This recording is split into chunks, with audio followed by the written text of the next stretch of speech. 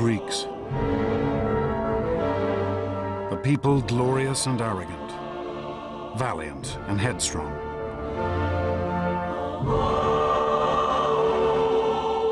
These were the men and women who laid the very foundations of Western civilization.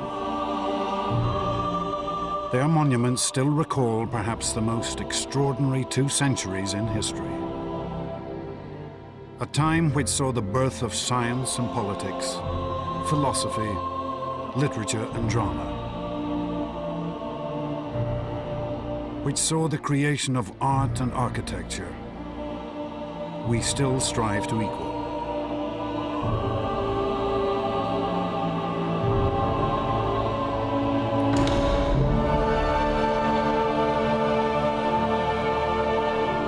And the Greeks achieved all this against a backdrop of war and conflict. For they would vanquish armies, navies, empires many times their size, and build an empire of their own which stretched across the Mediterranean. For one brief moment, the mighty warships of the Greeks ruled the seas, their prosperity unequaled. These achievements which still shape our world, were made not by figures lost to time, but by men and women whose voices we can still hear, whose lives we can still follow. Men such as Themistocles, one of the world's greatest military generals. Pericles, a politician of vision and genius. And Socrates, the most famous philosopher in history.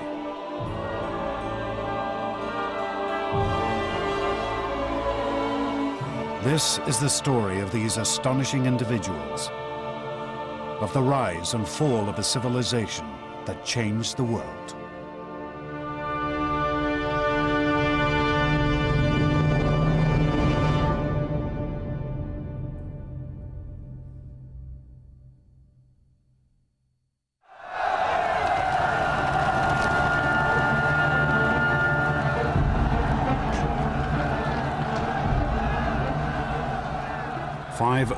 BC, 5 centuries before the birth of Christ. In a town called Athens, a tiny city in mainland Greece, pandemonium ruled the streets. The ordinary people had turned on their rulers, demanding freedom from centuries of oppression.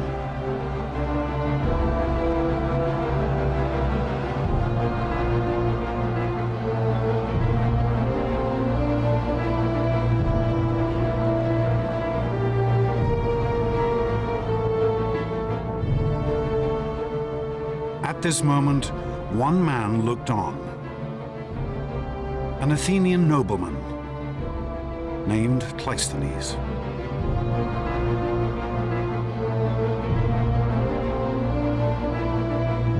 Cleisthenes had been brought up from birth to be a ruler, to look down on these common people with contempt. But this one night would be a turning point in his life, in the history of Greece, and in the history of civilization. In a flash of inspiration, Cleisthenes would see that these ordinary people should have freedom, a chance to shape their own destiny, to govern themselves. And with this decision, Cleisthenes would set his fellow Greeks on the path to empire.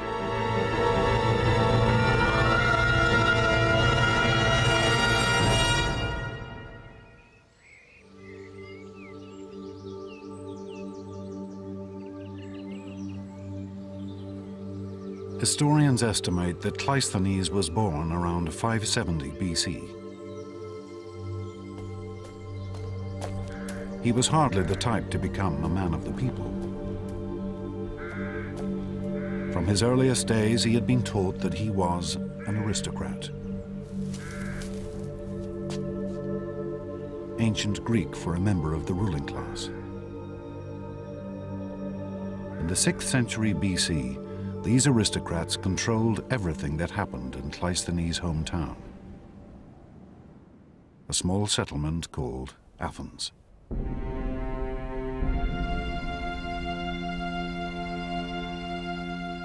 Athens lay in the center of a Mediterranean peninsula which Cleisthenes knew as Hellas, and which we now call Greece.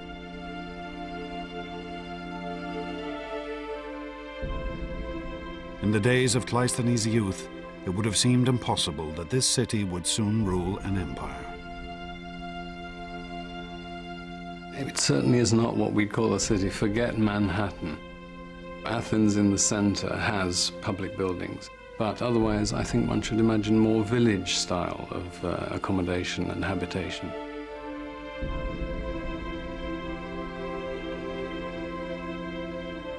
The town was built around the Acropolis, a steep-sided outcrop of bare rock, a stronghold from which the Athenians could fend off the attacks of their neighbors.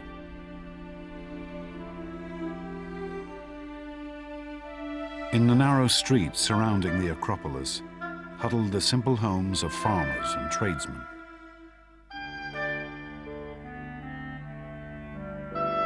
For these Athenians, reading and writing was a rare skill. There was nothing that we might call science or medicine.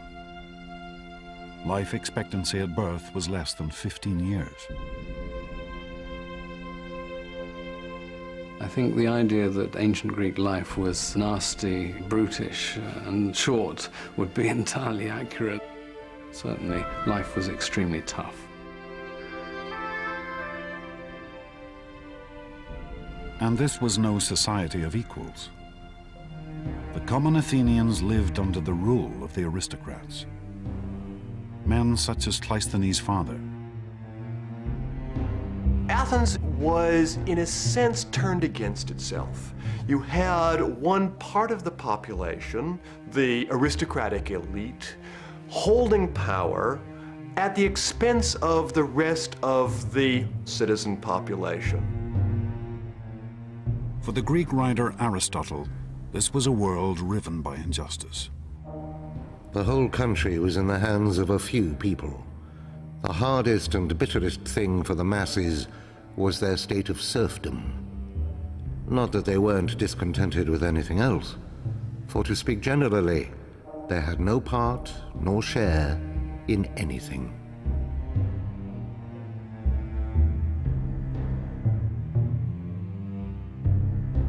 Dominated by aristocrats interested only in preserving their own power, Athens hardly seemed a state on the verge of building a great empire. But then Greece also seemed an unlikely land to give rise to greatness. If you look at the physical world of Greece, it's not the kind of place that you'd immediately expect to produce a great civilization.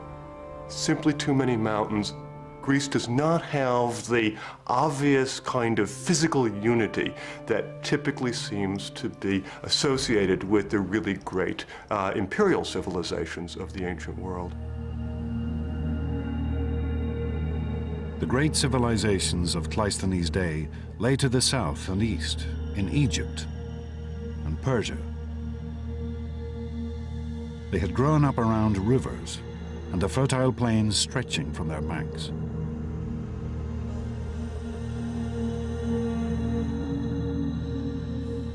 But mainland Greece had no great rivers or open plains. This was a landscape riven by mountain ranges.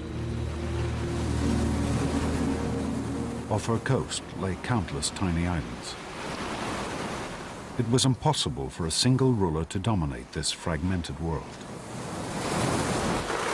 Instead, Greece was divided into countless tiny nations called city-states,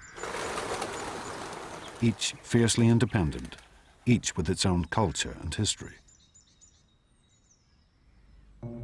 And Cleisthenes' Athens was not nearly the most powerful or important of these tiny nations. Argos had stood for over 1,000 years. Her citizens were able to trace their history back to the mythical days of the Trojan War. The Corinthians dominated Greek trade. Their ships plied the Mediterranean, ferrying goods back and forth from Egypt, Assyria, and Italy. But there was one city-state which had military power, which appeared that it might come to dominate all of Cleisthenes' Greece. In the south of Greece, around the reed beds of the river Eurotas, lay the city-state of Sparta.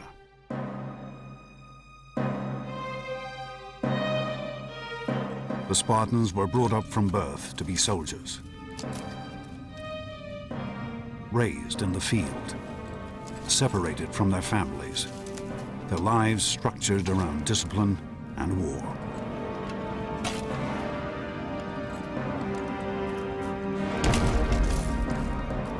The center of an average Spartan man's life was his barracks, and he was brought up to be a military man. The Spartans lived a life stripped of comforts, with few possessions apart from their weapons, and their cloaks dyed red to conceal their or their victims' blood.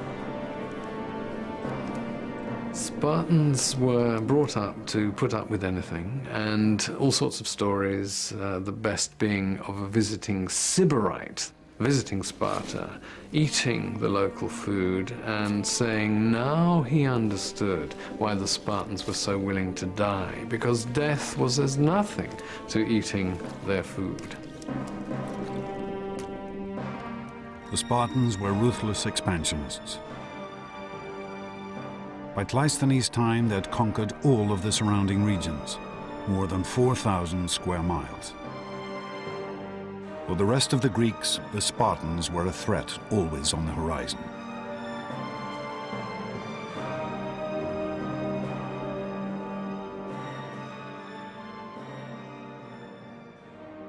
This then was the world of Cleisthenes' childhood.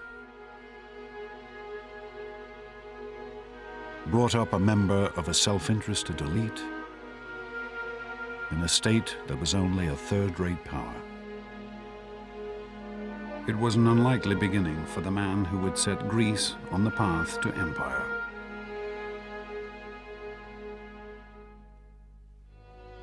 But then Cleisthenes had always been a man fired by a dream. A uniquely Greek vision of the greatness a man could achieve.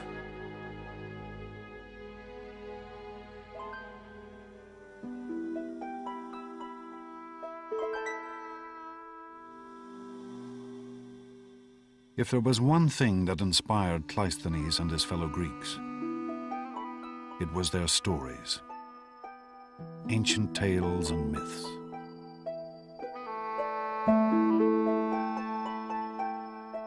The country was continually crisscrossed by hundreds of traveling bards who recited these tales to whoever would pay.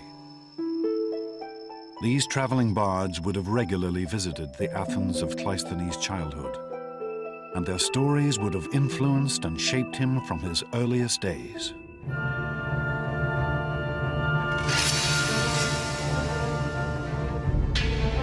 The two most famous tales these singers told are still preserved: the Iliad and the Odyssey, composed by the legendary poet Homer. These works tell of mighty battles and epic struggles. And at their heart lie the heroes. Mythical figures whose strength had won them power and glory. Heroes, almost by definition, were doers of great deeds.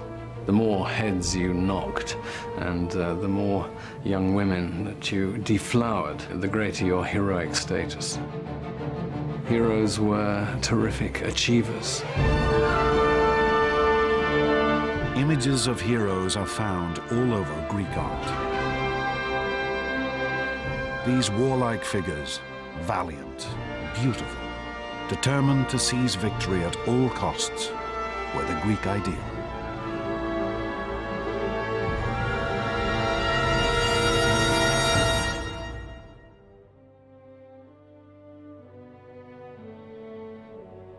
This, the vision of the hero, the ideal of the man of action, was the model that Cleisthenes was brought up to follow.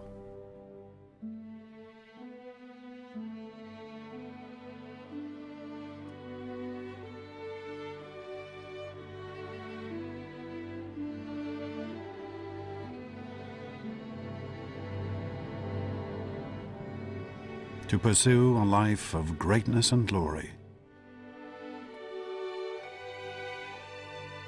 won through strength and valor.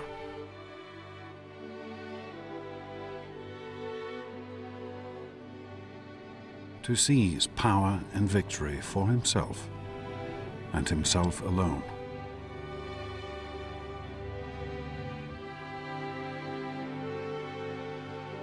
To become a real-life hero.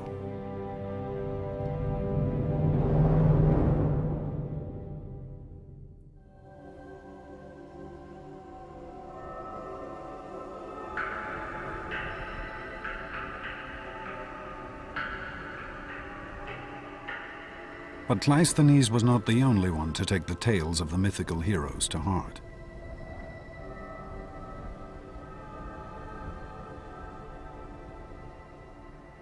There's a big change in the middle of the 6th century when one man seizes control of the government as what the Greeks called a tyrant.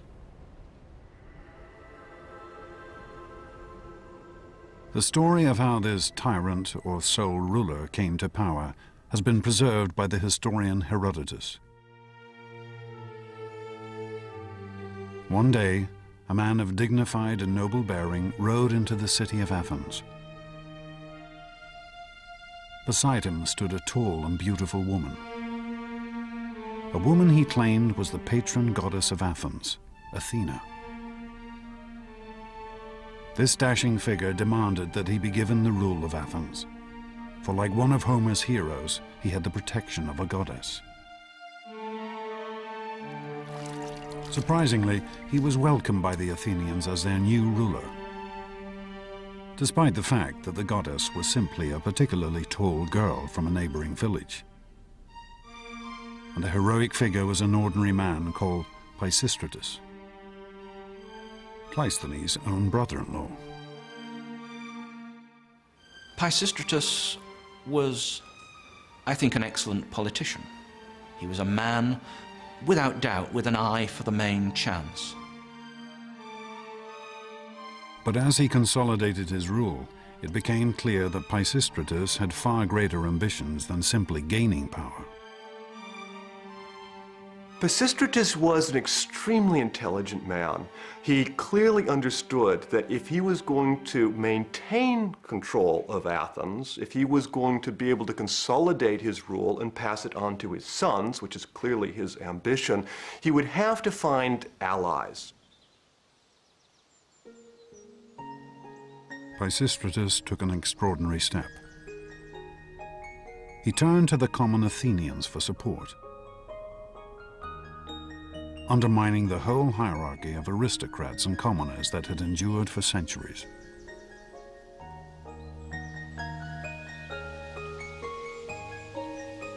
Pisistratus reduced taxes and introduced free loans to allow the people to build up their farms.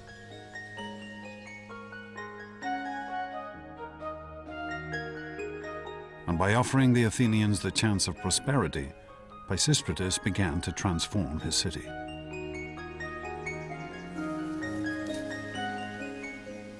With the rise of Pisistratus, we start to see the success of agrarianism accelerated at Athens. And that's going to be a kernel that's going to grow and grow and grow in the ensuing 2 centuries. And one of the results of that is we see more vines and olives.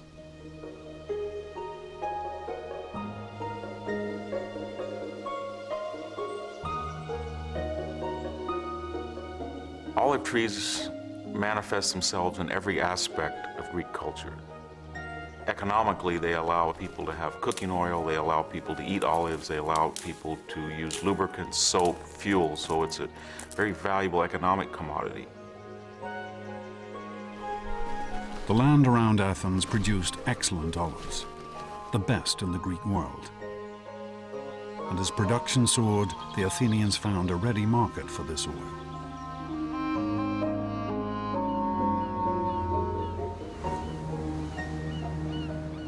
Not only in the other Greek states, but across the sea, in Egypt and Phoenicia, Persia and Assyria. Greece is in the middle of an extraordinary grouping of ancient civilizations. It's bounded on the east by the great Persian Empire, on the south by the age-old civilization of Egypt, on the west, the Etruscans and the Romans. Greeks were scattered. Plato has a rather nice phrase, like ants or frogs round a pond. The Eastern Mediterranean was the greatest marketplace of the ancient world. It seemed that everyone had something to sell. Grain from Scythia, salt fish from the Black Sea, wine from the great vineyards of the island of Chios, gold, silver, art and finery from Egypt. And everyone was willing to trade for Athenian olive oil.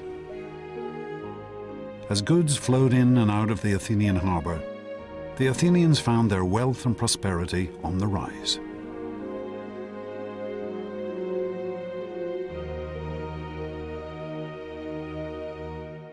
But the most astonishing consequence of Athens' sudden expansion was to be found in the darkest streets of the city. Athens' first great artistic legacy, the vase.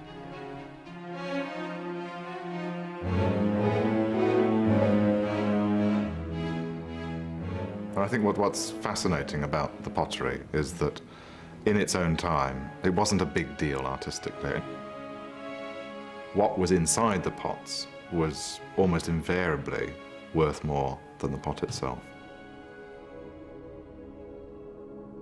Here in the area known as the Keramikos, ancient Athens' red light district, could also be found the potters' workshops. These common artisans were amongst the lowest of the low in Athenian society.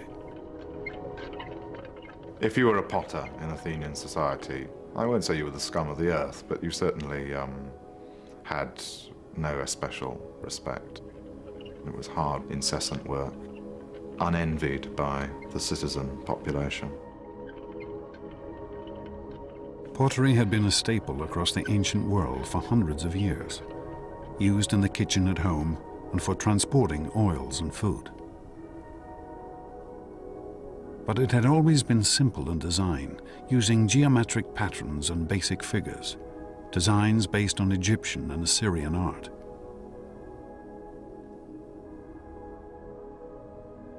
But Athenian potters, as they decorated their work, began to develop a whole new style of painting. A freshness and a naturalism never before seen. A style still astonishing today. It's now become almost commonplace for a Greek vase on the modern antiquities market to fetch millions of dollars or pounds. And if the makers of those vases had any idea of what we were shelling out for them, their graves would spin with either resentment or just absolute hilarity. These Athenian potters seem to have been motivated not by the idea of producing great art for eternity, but of outdoing each other. On one particularly fine vase, we find the proud comment, "Euthymides, son of Polias, drew this." and then underneath, And I'll bet Euphronius couldn't have managed it.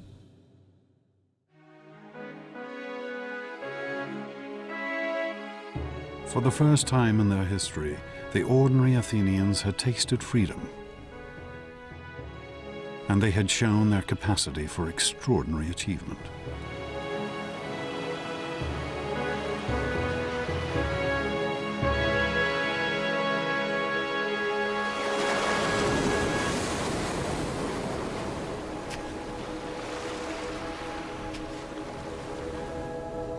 Cleisthenes grew to manhood under Pisistratus' rule.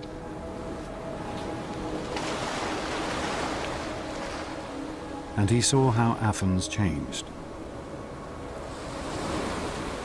His home had turned from a modest rural settlement into an international economic power.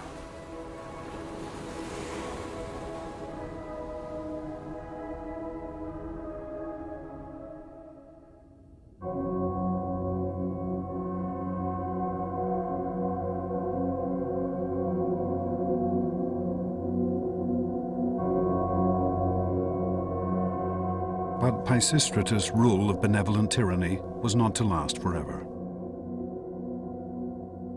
In the year 527 BC, he died and was laid to rest here in the Athenian graveyard.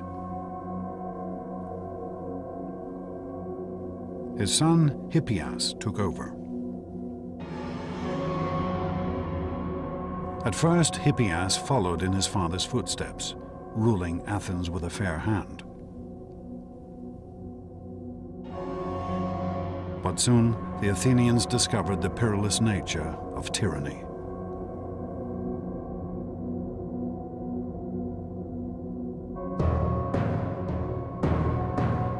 Historians tell us that in the year 514 BC, Hippias' brother was murdered.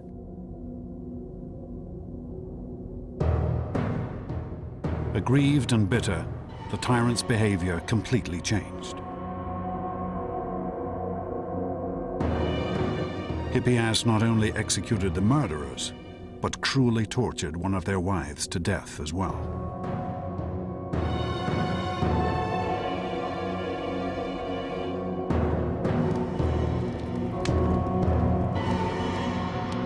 Aristotle described the ruler's slide towards madness.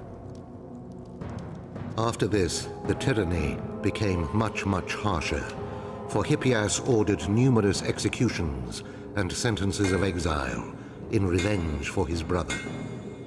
And he became embittered and suspicious of everybody. The freedoms that the common Athenians had gained under Pisistratus were now stripped away. There was now a real tyranny in the modern sense in Athens. Pisistratus had come into power for a cause. His son now had no cause other than self-preservation.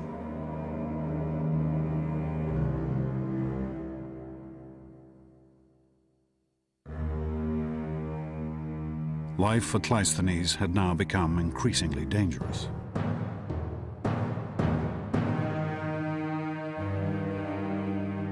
For the paranoid dictator knew that it was from here, from the aristocrats, that the greatest threat to his power could come. And Hippias' fears would be proved right. With the hardening of the attitude of the tyranny, the time now seemed to be ripe.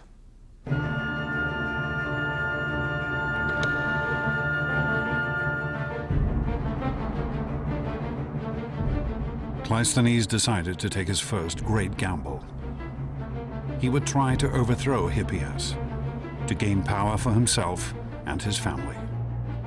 Cleisthenes' ambition to make his mark upon the scene is something that, of course, would have been impressed on him from a very early age. From the stories of the heroes, that they need to succeed and to strike at the right time. For Cleisthenes himself, it would be an achievement. Cleisthenes assembled a conspiracy to overthrow the tyrant. Hippias was trapped in his stronghold, captured and banished from Athens forever.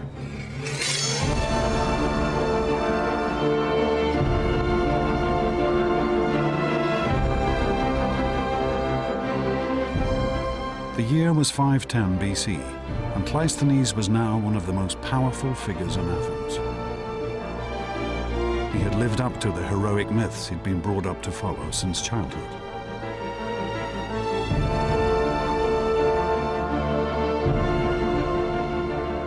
But Greek society was changing. The heroic urge that drove Cleisthenes was no longer reserved for the elite. It was now permeating every level of Greek society.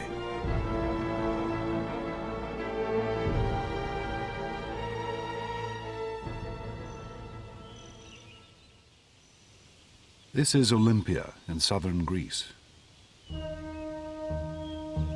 Here, once every 4 years, men from across the Greek world would gather to compete in a vast contest of athletic skill. This was the ancestor of the modern Olympic Games.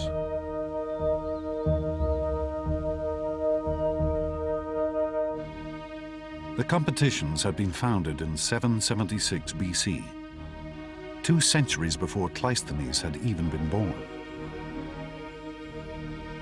Then they had been an exclusive competition for the wealthiest of the Greeks. But by Cleisthenes' time, the games had evolved to allow anyone to take part. A nobleman could now race against a potter, a king against a fishmonger. The Olympic Games were a chance for any Greeks to display the sort of heroic qualities that the heroes of Homer had displayed. The competitions had their roots in the skills displayed by the mythical heroes. Chariot racing, running, wrestling, boxing. But here there was no real prize, just a wreath of olives and fame throughout Greece.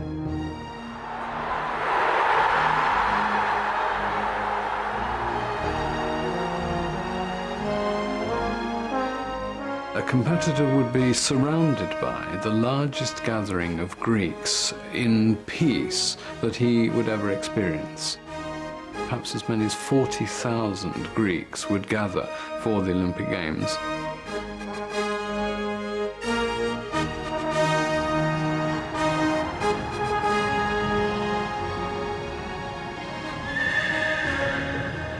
Greeks would travel hundreds of miles to attend the Olympics. And during the festival, the land surrounding the stadiums would be covered with encampments. But for the Greek man, whatever his origin or class, to win here would be the highlight of his life. You had, briefly, a moment of glory, of extreme fame, which was what the competitive culture of the Greeks valued so highly.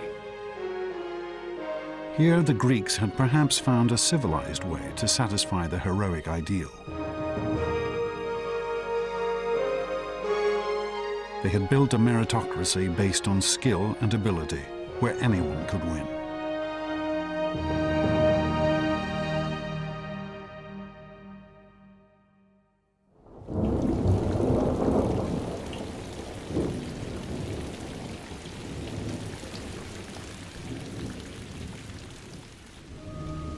But a world where everyone could seize victory could only make Athens even more unstable.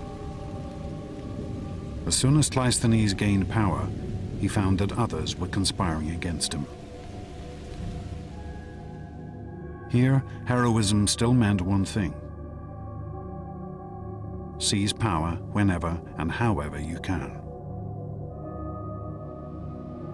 The only rule is that you get what you can and that you fight.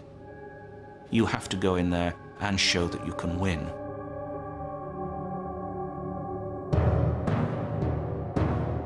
The most ambitious of those conspiring against Cleisthenes was a man named Isagoras. Isagoras was another Athenian aristocrat. He too had been brought up to believe that power was his right.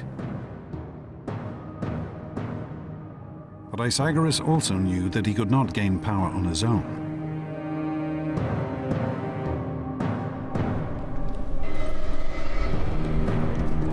Isagoras took an unprecedented step. He turned outside Athens for support. He sent a message to the Spartans, Greece's most feared warriors.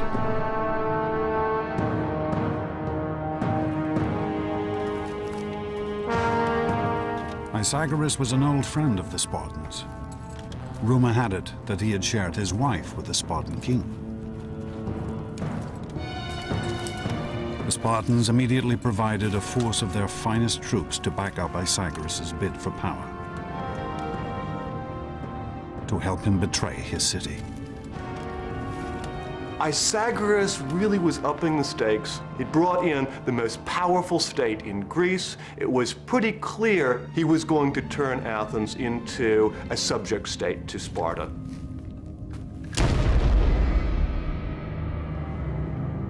With his Spartan force, Isagoras staged a coup, seizing control of Athens. He and his troops would rule from the high point of the city, the stronghold atop the Acropolis.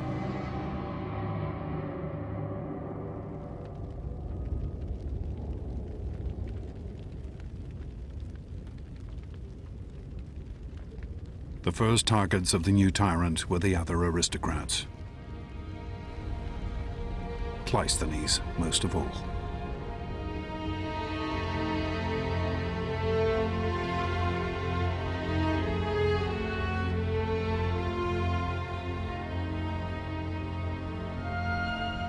Over 700 households were cast out of Athens, including Cleisthenes and his entire family.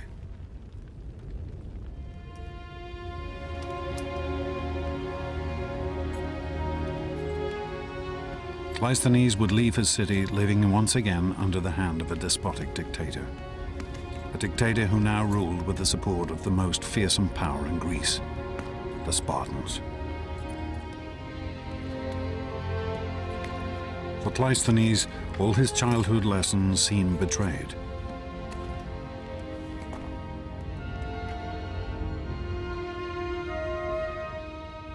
He had been brought up to be an aristocrat and a ruler.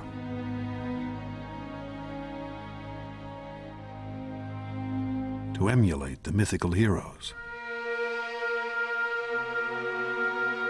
But all this had led to was conflict and feuding, death and exile, power struggles amongst an aristocratic elite.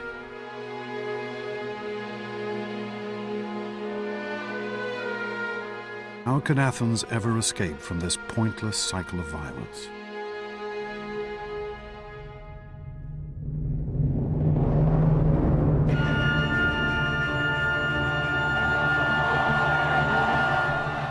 But even as Cleisthenes agonized in exile, Athens was rocked by an extraordinary event.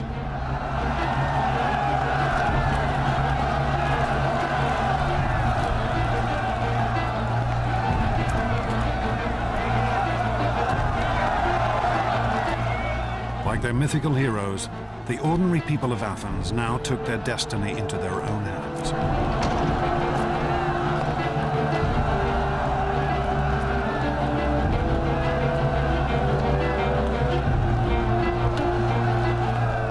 Rose up in revolution.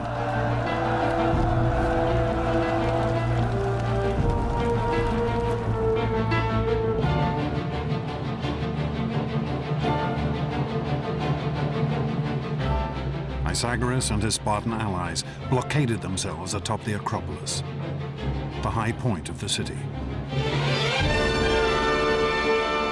But even there, they could not escape the fury of the common Athenians.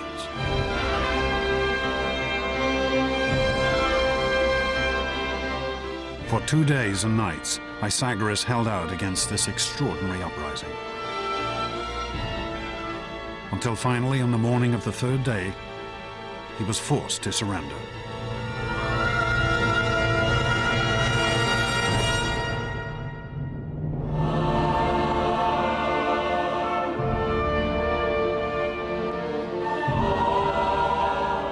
The year was 508 BC. This would be Athens' first step to empire and glory. For the first time in recorded history, the people had turned on their rulers and seized power for themselves.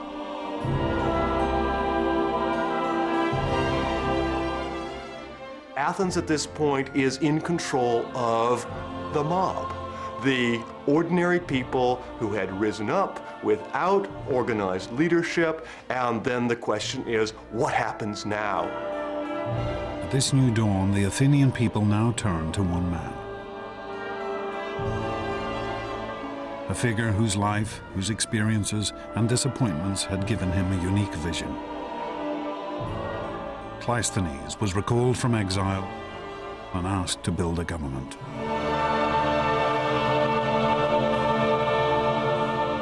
When Cleisthenes returned to Athens after the expulsion of the Spartans, he faced a really remarkable challenge. There was no possibility for just simply putting back in power a group of aristocrats. There was no possibility for him to declare himself tyrant. In a sense, what Cleisthenes had to do is design a revolutionary governmental solution for a revolutionary political situation.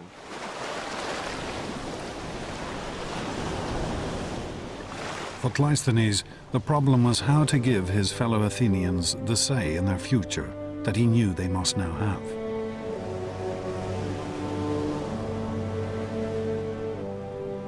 On an Athenian hillside, he had a great meeting place carved out from the bare rock. Here, in the shadow of the Acropolis, the citizens of Athens could now gather to discuss the future of their state.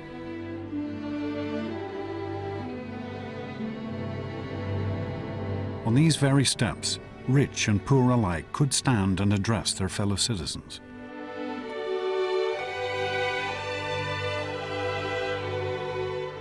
This is the ancestor of the British House of Commons, the American Congress, of parliaments across the world.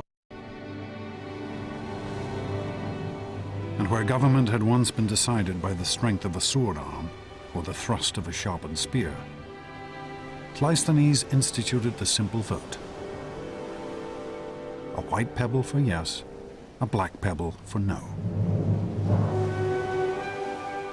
And with this elegant and simple idea, Cleisthenes instituted the rule of the people.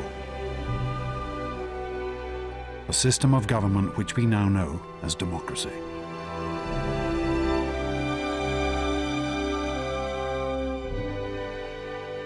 The great Athenian assembly would gather every 9 days to vote on issues covering the entire administration of the state. From the raising of taxes to the building of roads. From the price of figs to the declaration of war.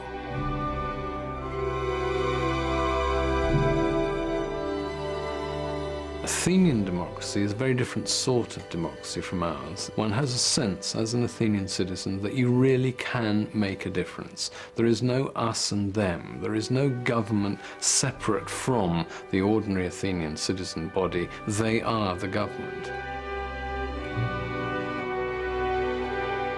Democracy represented a sharp break. An originally elitist, heroic culture was now turned on its head, and the idea was that even ordinary Greeks who weren't aristocratic, who were not rich, could be, as it were, heroes in politics.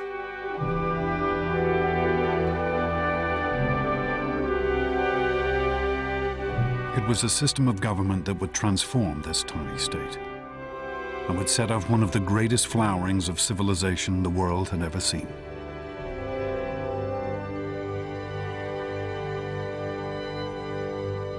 It's not just an accident that you had democracy and you had this tremendous flourishing of culture.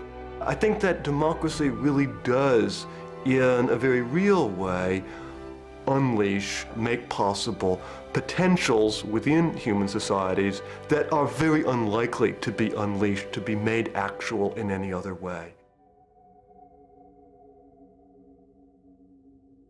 But it would not be Cleisthenes' task to lead Athens onto her greatest days.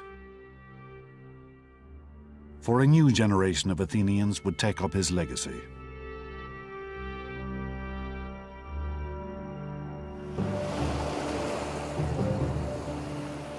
These Athenians would face struggles that would have stunned their ancestors.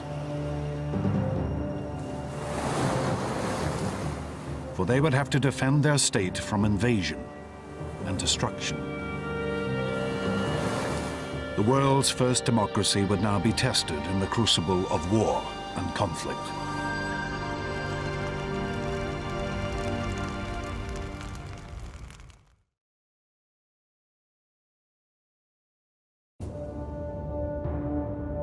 (490 BC), 18 years after the founding of democracy. A lone figure runs across the mountainous terrain of Greece. His name is Phidippides, and he is a citizen of Athens. On this day, Phidippides will make one of the most astonishing athletic achievements in history. The inspiration for our modern marathon.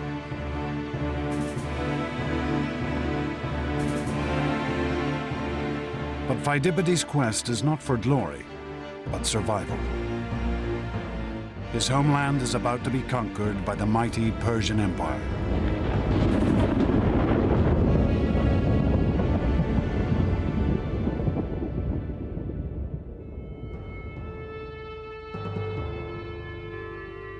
In the early 5th century BC, the Persians were the greatest power on the world stage.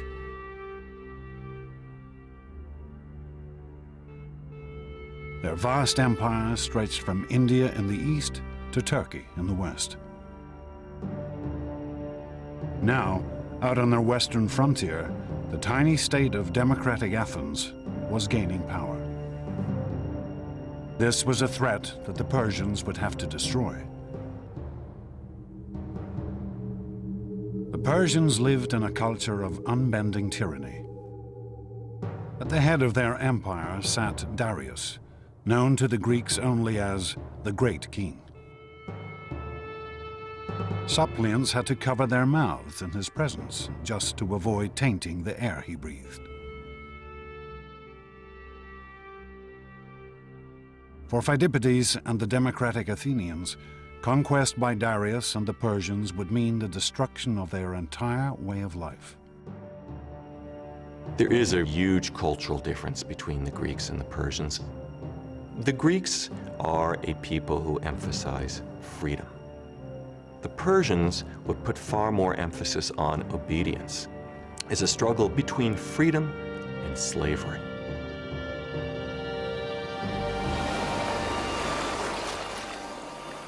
The Persian force landed at a sandy bay called Marathon, just 26 miles from Athens.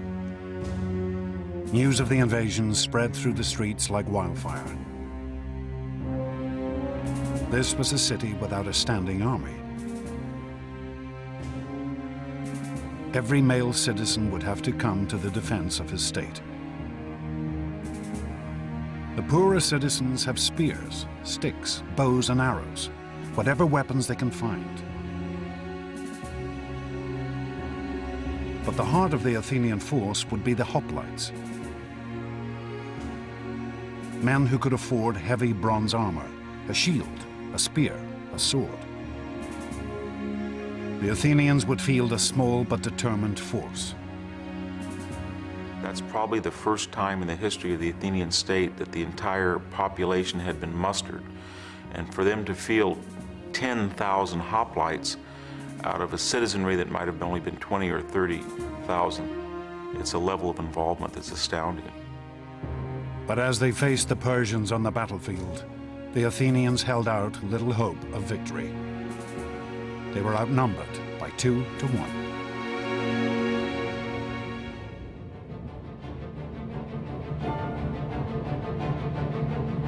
Phidippides' desperate mission was to run for help from one of Athens' local rivals, the Greek state of Sparta.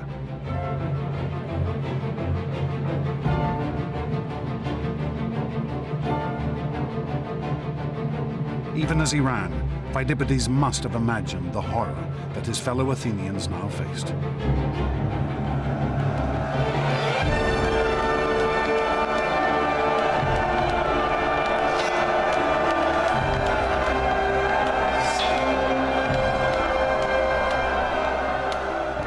You're dodging spears from your men in front and your men in behind. You probably couldn't see or hear. All you would feel would be pressure.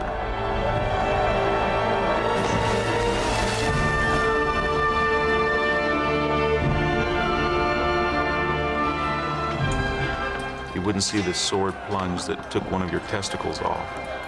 You would not see the spear thrust that took your head off. You would have no idea what was going on, just the momentum that carried you ahead.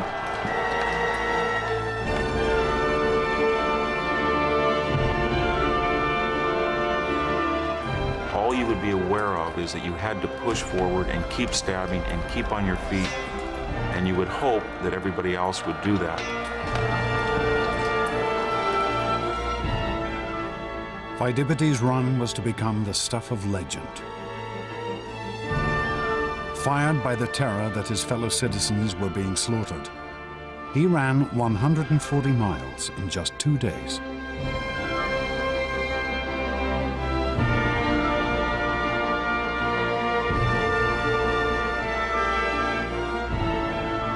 But Pheidippides' quest would end in failure. Help would be refused. He was left only with the knowledge that his fellow Athenians would have to fight alone.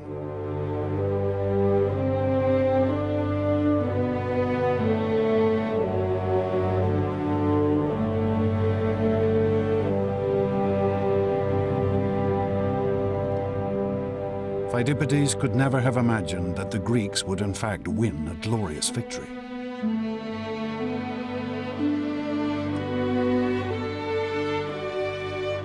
The Athenians had rushed at their foe in a headlong charge.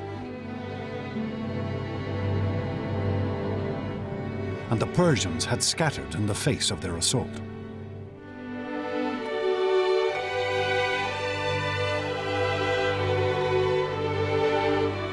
The Athenians slaughtered over 6,000 Persians in one fateful day. The world's first democracy had survived its first great test.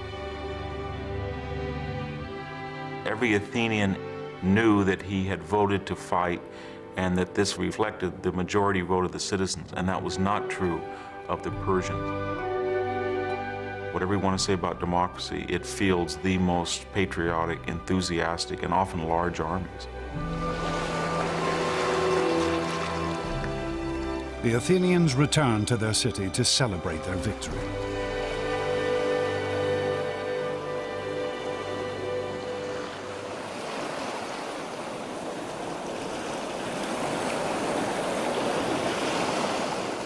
But amongst them was one for whom the war with Persia had only just begun.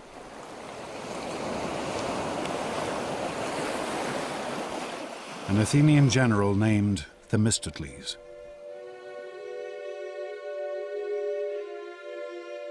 Themistocles had fought on the battlefield at Marathon.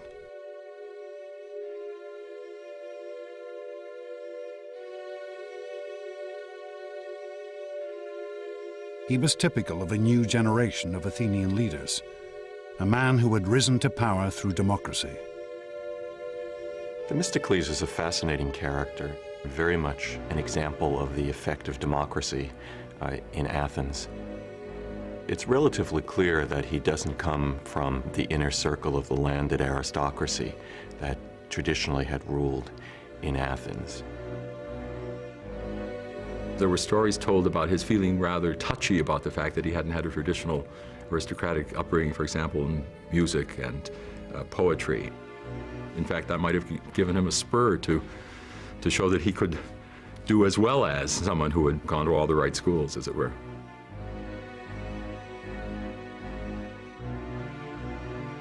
Themistocles' opinion of his common origins was blunt and straightforward.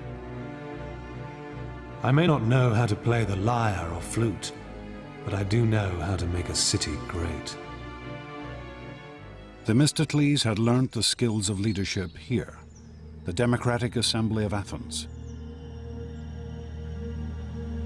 From this very podium, Themistocles would now show himself to be one of history's greatest leaders.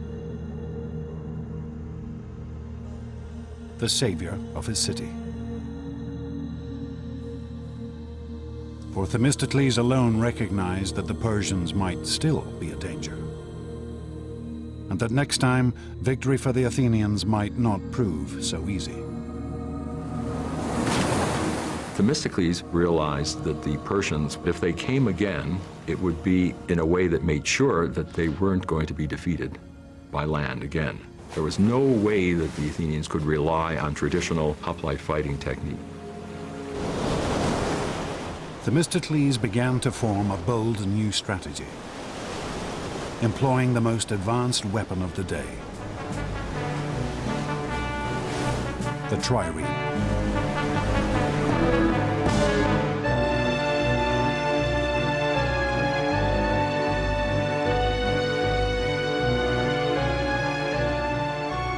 Triremes were the state-of-the-art in ancient shipbuilding.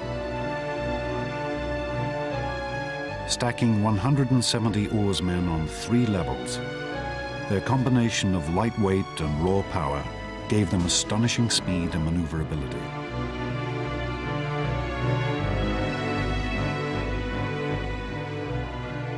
In contemporary terms, a trireme is a missile. The object of a trireme is to ram the enemy ship. It is a very narrow, very light, very sleek, and very fast weapon. But these triremes were also exceedingly expensive.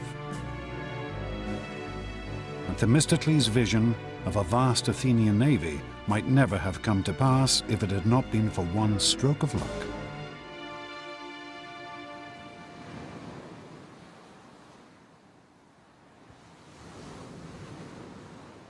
In the year 483 BC, the Athenians discovered a great vein of silver in their territory, worth 100 talents, a vast amount in the ancient world.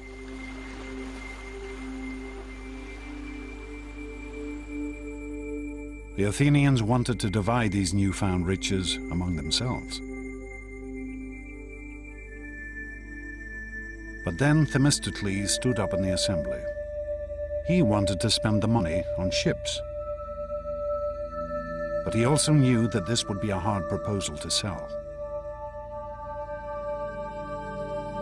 And so Themistocles played a complex bluff. His argument is not that the money should be used to build a fleet against Persia, but rather it should be used to build a fleet against Athens' local rival, the Greek city-state of Aegina. The reason Themistocles does this is that he knew it would simply be too upsetting to remind people of the Persian threat. It's a difficult argument to make and a tribute to his political skill that he's able to do it.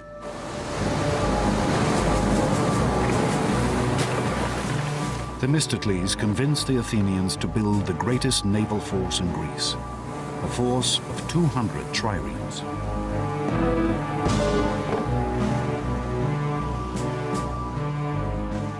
And not a moment too soon.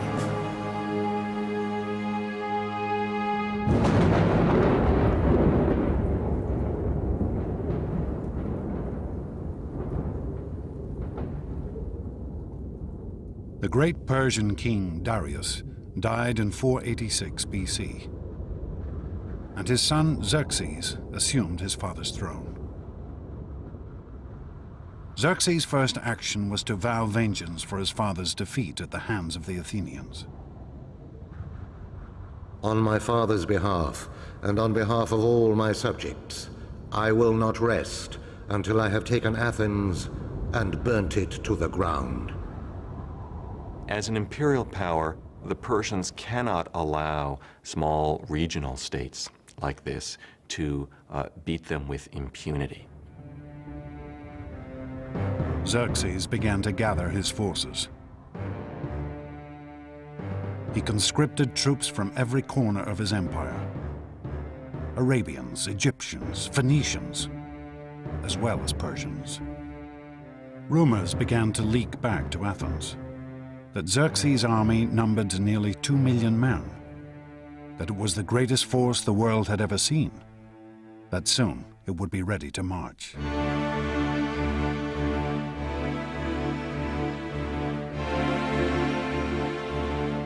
And then finally, in the spring of 480 BC, news reached Athens. The Persian army had set out for Greece.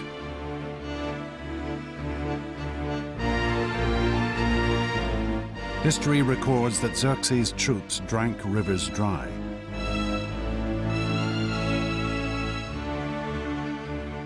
Trampled fields to the raw earth, ravaging the land as they marched on towards Greece. Xerxes was confident of victory. We shall so extend the empire of Persia that its boundaries will be God's own sky, so that the sun will not look on any land that is not ours. When the Greeks realized that the Persians were invading again, terror gripped the whole country. For the Athenians, who knew that they would be Xerxes' first target, it seemed that this could only be the end. As panic gripped the city, they turned desperately to their gods.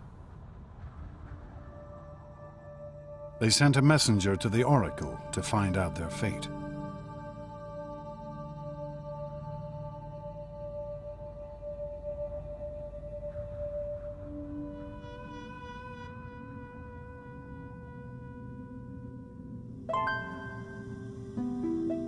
Here, high in the Greek mountains, can still be found the site of Delphi, the most famous of the Greek oracles. Built around a vast chasm in the mountain from which a sacred spring still flows. Here the Greeks would come to discover their future.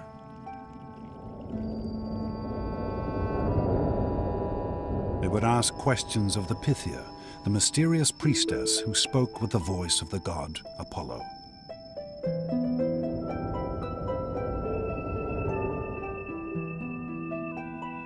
People came from all over the Greek world to consult Delphi, and sometimes came from outside the Greek world as well. It was considered to be the center of the universe. The omphalos, the navel stone of the whole world, was at Delphi. People asked questions about their private life, which are just the sorts of questions people want answers to now. Archaeologists have discovered copies of the questions asked of these ancient oracles. Has Aristos stolen the wool from the mattress? Hermione asks, "What should I do to have useful children?" But as the Athenians walked up this path 2,500 years ago, their question was simple and grave. What could they do to save themselves?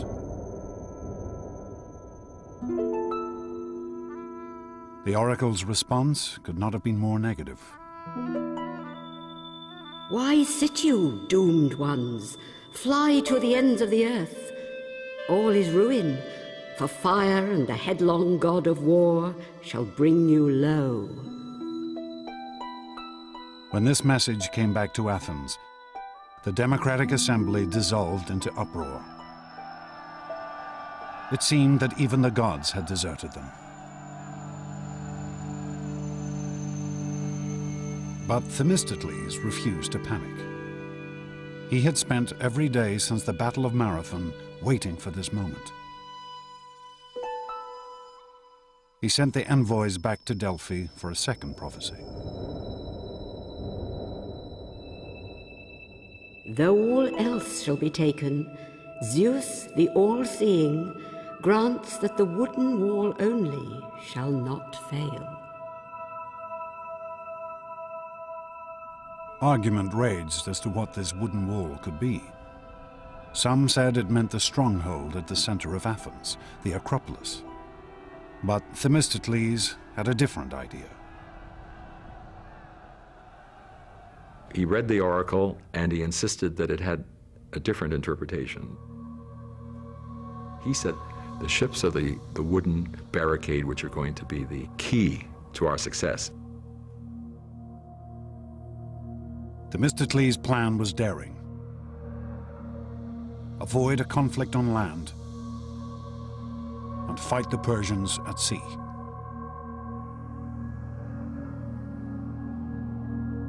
he ordered the evacuation of Athens for the first time in her history. This order for evacuation, carved into a stone tablet for public display, is still preserved, discovered in the back of a Greek coffeehouse. The Athenians shall send their children and wives to the village of Troezen. All the men should embark on the 200 ships that have been prepared to fight the barbarian. Themistocles ordered that his fleet of triremes should gather at Salamis, a tiny island off the Athenian coast. Themistocles' strategy is remarkable not only because it is innovative and because it is bold, but because it requires extraordinary self-sacrifice on the part of the Athenian people.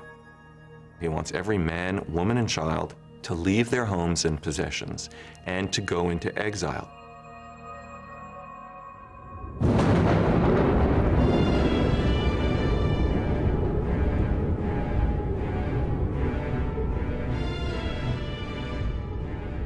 With Athens abandoned, Xerxes' mighty force entered the city.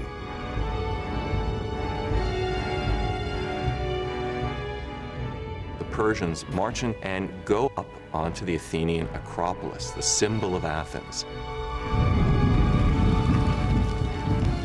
And they burn it.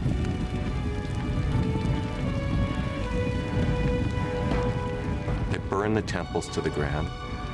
Then you can see the smoke rising from Salamis. This would have been a devastating sight and a humiliating one. They would, in short, have seen their country occupied by a fearsome foreign invader. Surely they would have wondered if they would ever be able to go home again.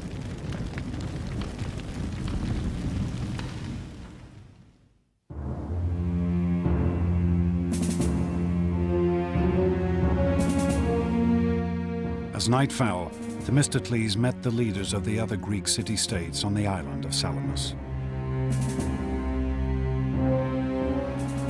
They had also assembled their much smaller fleets here.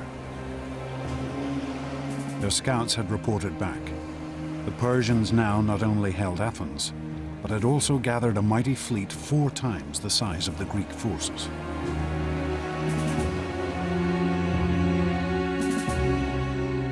But Themistocles' plans were laid. Themistocles sticks to his guns, and his plan is to defeat the Persians at sea. He wants to fight in this narrow body of water between the island of Salamis and the Athenian mainland. The trick is going to be to get the enemy to fight there, because the Persians aren't stupid. Themistocles sent his servant to Xerxes with a seemingly traitorous message. The Greeks are afraid and are planning to slip away. They're squabbling with each other and will offer no opposition. You have at this moment an opportunity of unparalleled success. So eager was Xerxes for a crushing victory, he was happy to believe Themistocles' ploy. Xerxes marshals his admirals, and they embark, and they spend the night rowing. They send a contingent along the eastern defile, the strait there. They try to block up the straits.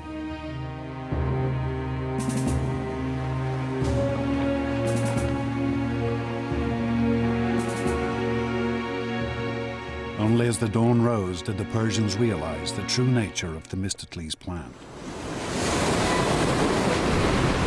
They discovered the Greeks not in disarray, but ranged in a battle line across the narrows in front of them.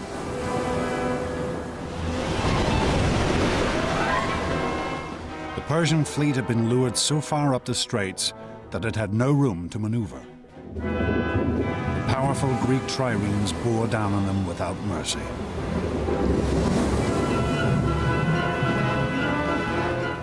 The Greek playwright Aeschylus fought in the battle and lived to tell the tale. We heard from every part this voice of exhortation, Advance, ye sons of Greece. From slavery save your country. Save your wives, your children save. This day the common cause of all demands your valor. The Greek forces smashed into the cornered Persian fleet.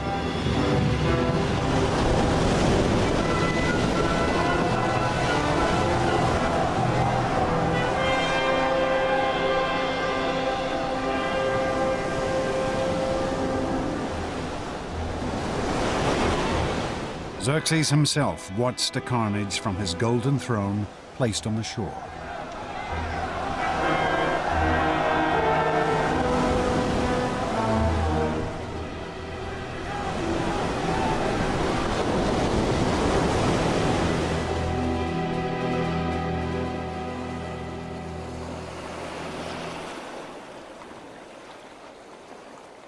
At the end of the battle, the Persians had lost 200 ships.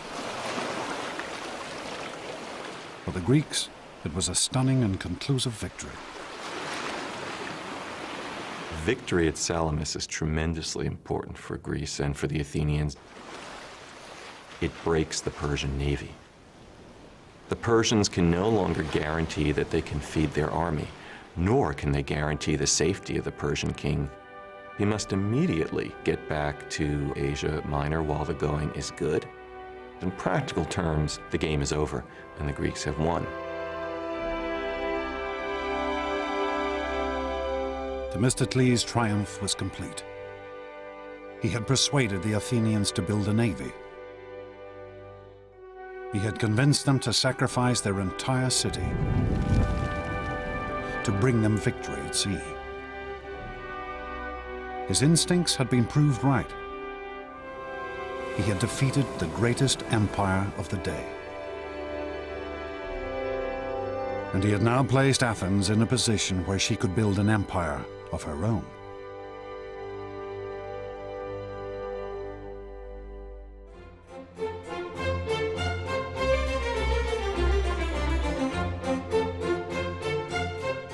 After the years of conflict, this was a new dawn for Athens.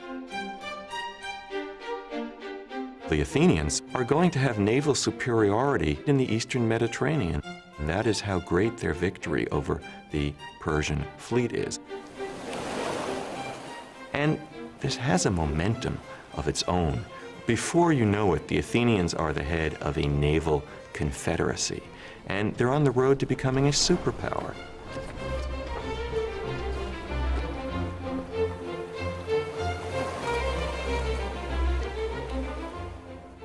The Athenians founded the Delian League,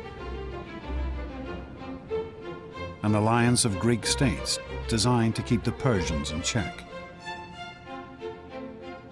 Its treasury was located here on the island of Delos, where the ruins still remain.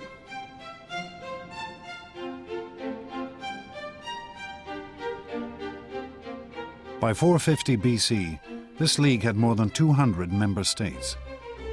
But Athens was the undisputed leader. The Delian League had become Athens' empire in all but name.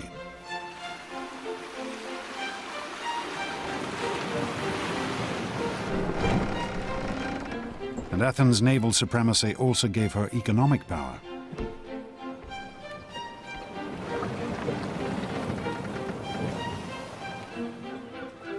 She became a city at the center of a vast trading network. Goods from all over the Mediterranean flooded into her harbors.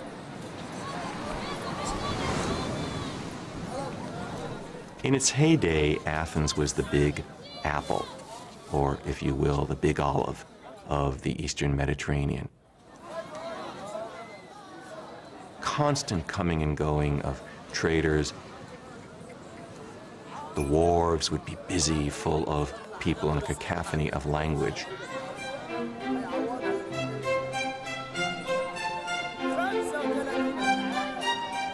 One contemporary author gave an account of the diversity of goods in the Athenian marketplace. From Cyrenia, ox hides. From the Hellespont, mackerel and all kinds of salted fish. Libya provides abundant ivory. Hagase provides tattooed slaves, Carthage rugs and many-coloured cushions. The Athenian Empire was unprecedented in the degree of prosperity that came to it because of its role as a center of trade. The Athenians had access to a quality of life that probably no Greek had ever had before.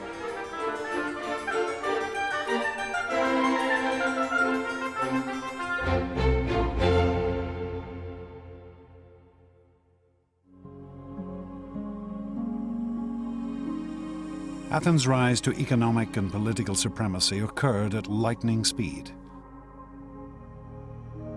After the Battle of Salamis, she became the dominant power in the Eastern Mediterranean in less than a generation. And at the city's heart still lay her unique system of government, democracy. A system of voting using pebbles, olive leaves, or the show of hands that decided every aspect of the city's government.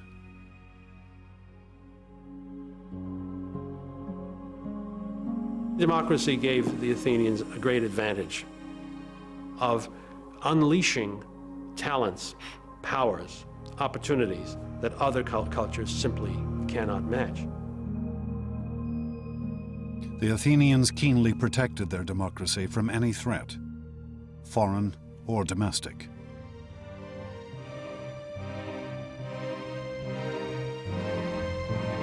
Once a year, each citizen could scratch the name of an individual onto a shard of pottery, known as an ostraca, and place it into a pot in the assembly.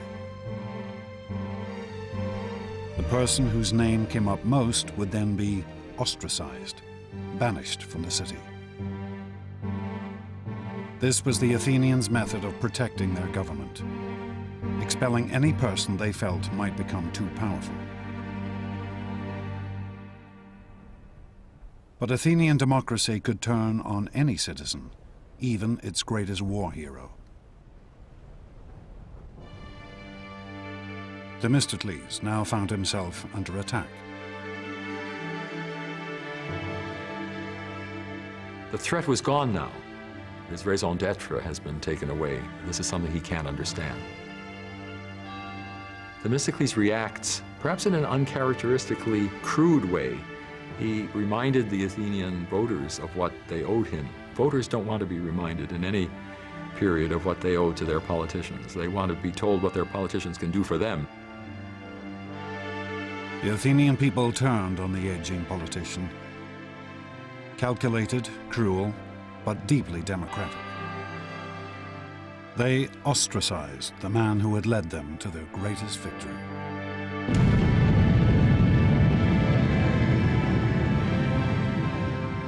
Themistocles was ostracized, I believe, because he was simply regarded as having gotten too big for his boots. Some of the ostraca with Themistocles' name still inscribed upon them have been found, hidden down an ancient well. Archaeologists believe that these had been pre-prepared by Themistocles' enemies to be handed out to Athenian voters who couldn't write.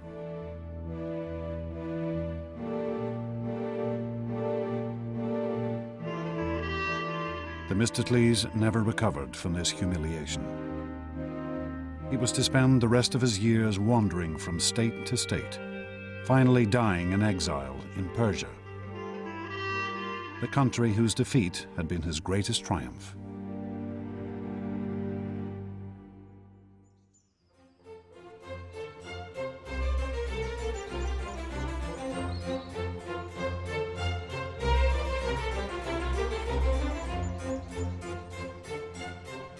The Athenians were now looking for a leader who might fulfill their newfound sense of imperial glory.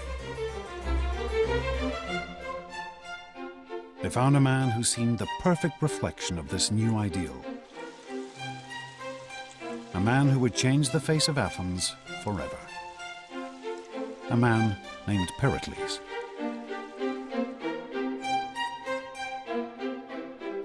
There's probably not a more important figure in the history of classical Greece than Pericles.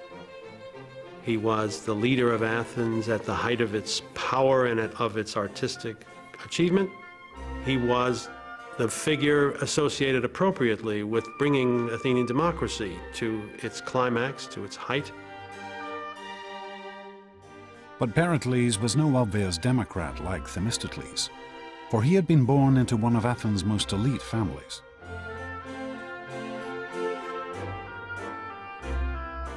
And perhaps because of his aristocratic origins, Pericles knew what the people of Athens now wanted: a city fit to rule an empire. It seems clear that Pericles had in mind to create a city whose greatness would be admired by the people who lived there, by everybody else in the Greek world, well into the future.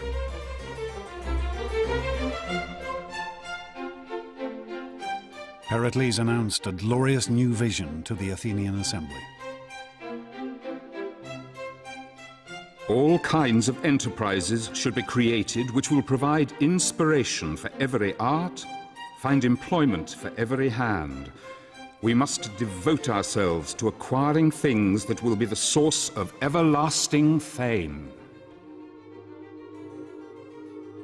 Pericles turned his attention to the Acropolis, the sheer peak in the center of Athens, home of the city's patron goddess, Athena.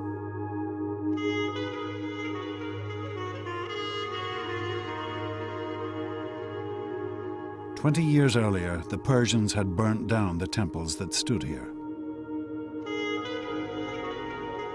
Ever since, the Athenians had left these ruins untouched as a memorial to those killed in the war.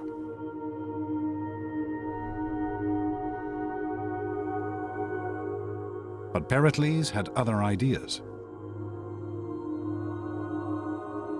He proposed a massive reconstruction plan. At its center would be a new Parthenon, a temple to Athena, and it would be one of the most astonishing buildings of the ancient world.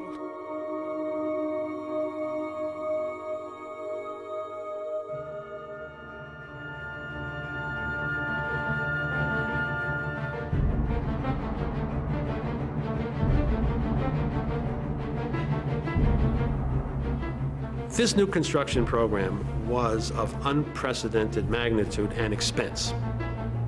The Parthenon, in particular, was extraordinarily expensive. It was filled with all sorts of architectural refinements. Pericles planned to spend over 5,000 talents in the first year alone, a total budget of more than $1 billion in today's terms. His project would require 20,000 tons of marble.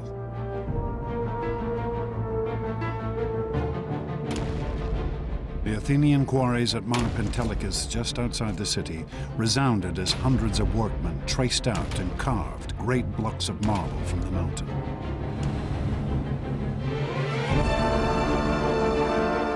This temple would be decorated like none before.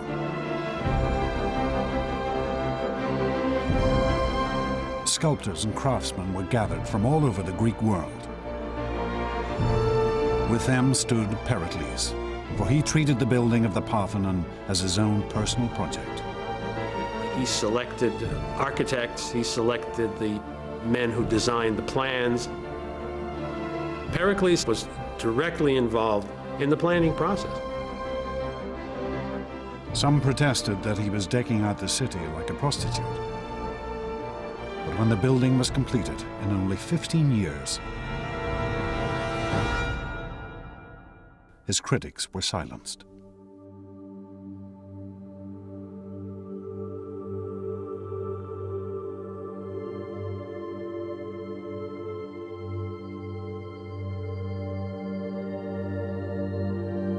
The Parthenon was and still is the most glorious symbol of Athens' empire.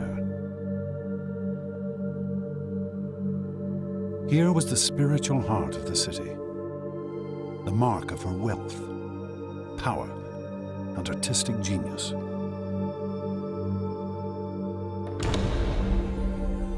When you first came through the door, you'd have been just stunned. You'd have been confronted immediately by an enormous 40-foot-high statue of Athena in gold and ivory and studded with jewels. I think the impression of a statue of that size and with that kind of dressing must have been truly overwhelming.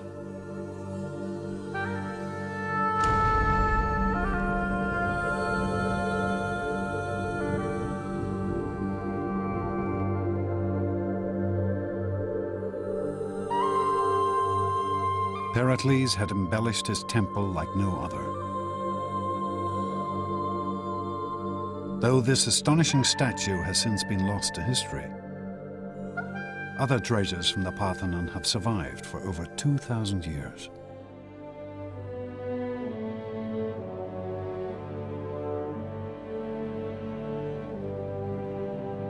The most famous is the Parthenon frieze, a 500-foot-long stretch of carved marble which ran around the inner wall of the temple.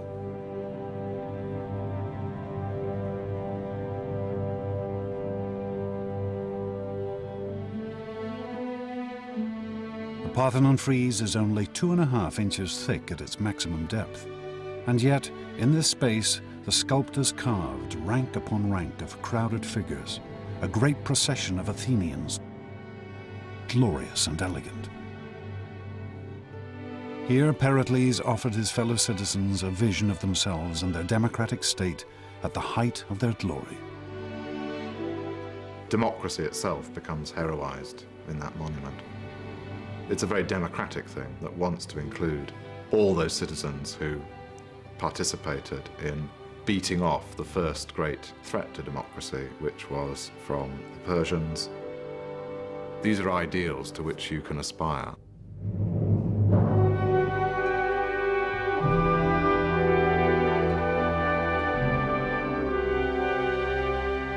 The monuments that Pericles built for his fellow Athenians still stand on the peak of the Acropolis. They remain the most striking legacy of classical Athens, an enduring testament to the achievements of the world's first democracy.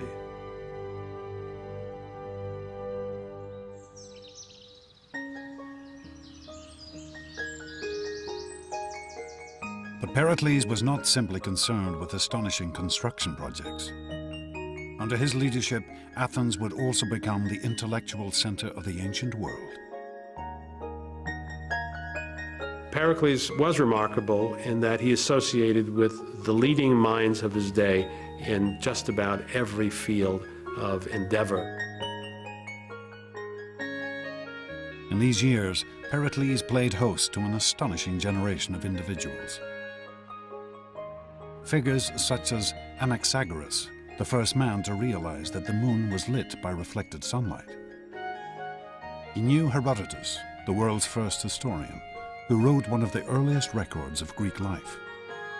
And poets and authors such as Aeschylus and Euripides, whose works are still standards of world literature. Pericles was well aware of his city's stature.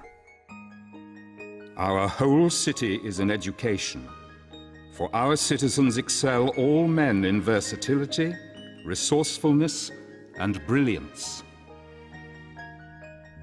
Even Pericles' partner, a woman named Aspasia, was unique and distinguished. Pericles had divorced his wife and set up home with a foreign woman, a woman whose occupation was hardly to be expected. For Aspasia was what was known as a hetaira, Greek for a companion. Yes, she was, in a technical sense, I guess, a prostitute, but she was more than that, a woman of charm, of style, of intellect. She really was very extraordinary. She had an extraordinary mind.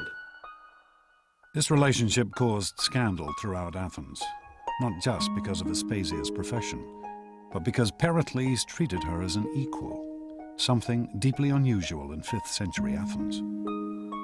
One of the things that created such a stir was that Pericles had her participate in conversations that he had with some of the most important individuals with whom he talked.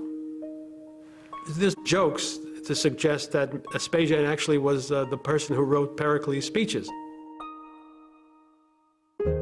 Pericles and his circle were to become one of the most famous and influential groups in Western history. But in 5th century Athens, the highest achievements of art and culture were not restricted to the elite.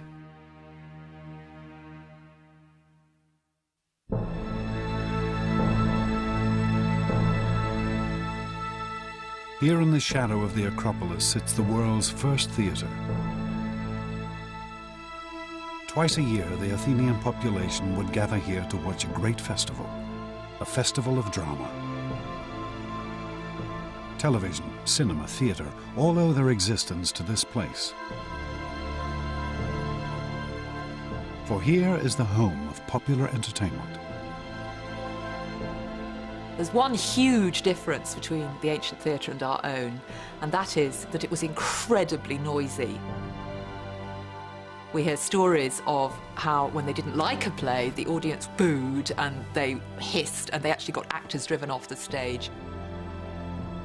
But there's other stories that showed that when they were going with the story and deeply involved in it, they actually all collectively burst into tears.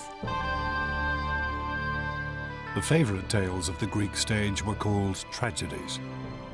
These were stories as shocking as a contemporary horror movie. The tragedies told stories of great men falling from their heights, losing everything they owned. Greek tragedy shows human beings, however able, however brilliant, however intelligent, quite unable to alter the destinies which have been decreed for them.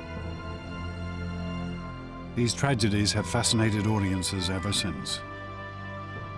This 19th century painting shows the story of the mythical ruler Agamemnon, who was murdered by his own wife. Another tragedy told of King Oedipus, who gouged out his eyes when he discovered that he had married his own mother.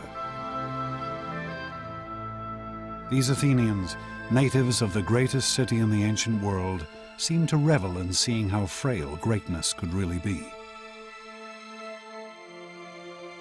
I don't think we can use Greek tragedy to tell us exactly what happened in reality. It's not a document of Athenian social life. But what it does do is take us directly and immediately into the psychological heart of those Athenian men. The kind of dreams and fantasies and fears and imaginary scenarios that they came up with in the theatre have to tell us just as much about them as any document of everyday reality could.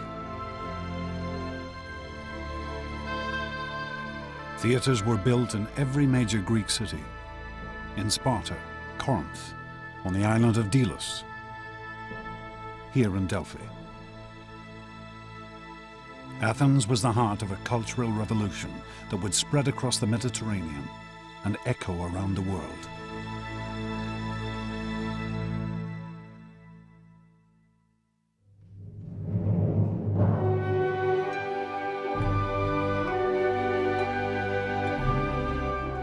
Periclean Athens seems to me to belong in the smallish collection of cities where truly great moments in the human experience took place.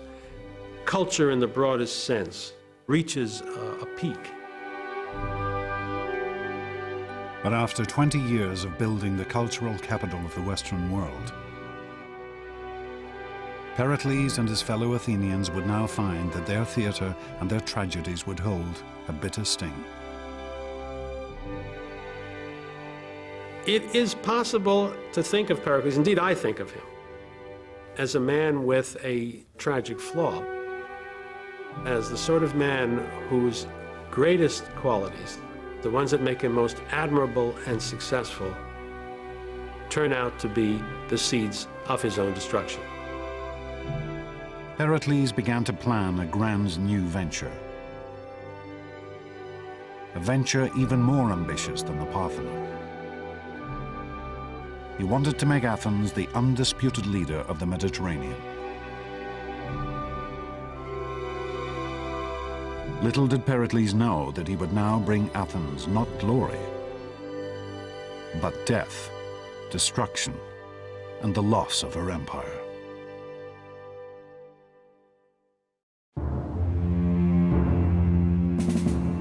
Athens, the year 431 BC. Pericles takes the podium of the great democratic assembly and presents the Athenians with his most daring plan. War with Athens' oldest enemy, the city-state of Sparta. Sparta was the only other Greek city-state which still matched Athens in power. For the Spartans, trained from birth in the arts of war, were a fearsome military force, and they ruled all of southern Greece. Pericles was convinced it was time to finally vanquish this old rival. Victory over the Spartans would make Athens the undisputed leader of the Mediterranean. If we go to war, as I think we must, be determined that we are not going to climb down, for it is from the greatest dangers that the greatest glory is to be won. The assembly embraced Pericles' plan. The Athenians were never ones to shrink from a fight. The ancient Greeks as a whole were not by any stretch of the imagination a peace-loving people. Peace was an interruption of war rather than vice versa, and the Athenians were as bellicose as any other Greeks.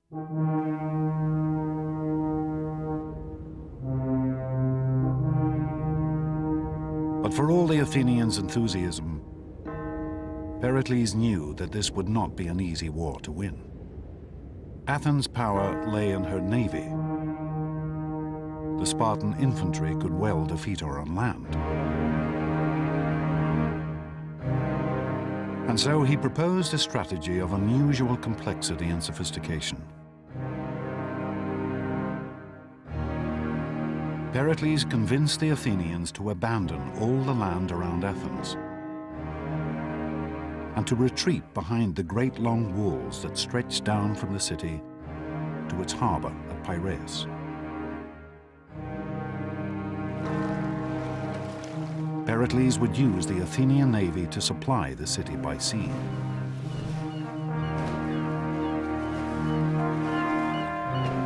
And he would use this same navy to attack and harry the Spartans from the coast, slowly wearing the enemy down until they gave in. It was a strategy based on a set of finely judged assumptions. Pericles' expectation was that after a year or two, but no more than 3, the Spartans would realize that they could not win the war because the Athenians would never give them the infantry battle they needed in order to win, and they had no other device available.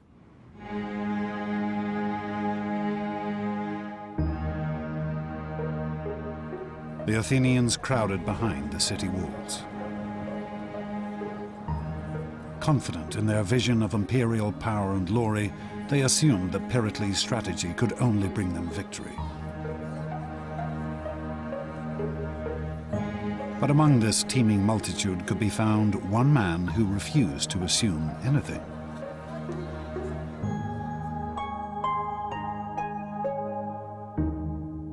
A man unique in Athenian society. A man called Socrates.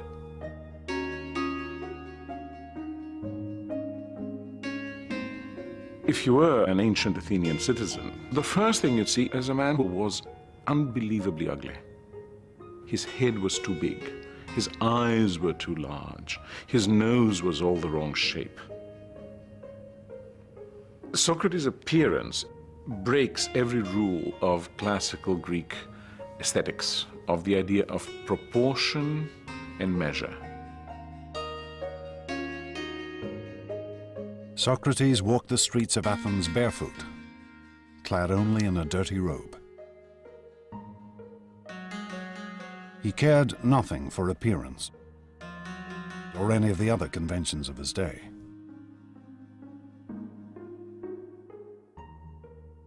Socrates was interested only in the mind. This unlikely figure would become the leader of a revolution. A revolution in thinking that had been gathering strength across the Greek world.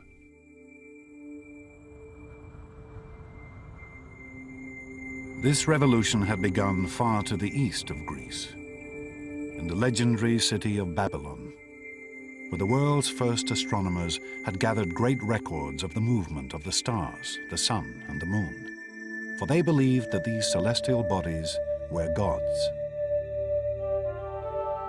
This knowledge and study of the heavens had been slowly spreading across the ancient world, until it reached Greek colonies on the coast of what is modern-day Turkey.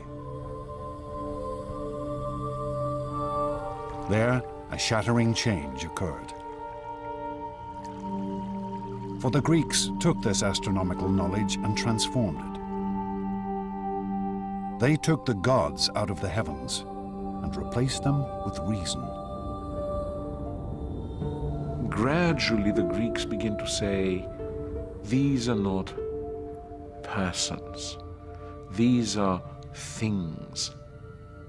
There's an orderly world which the human mind can actually capture. It is subject to our understanding.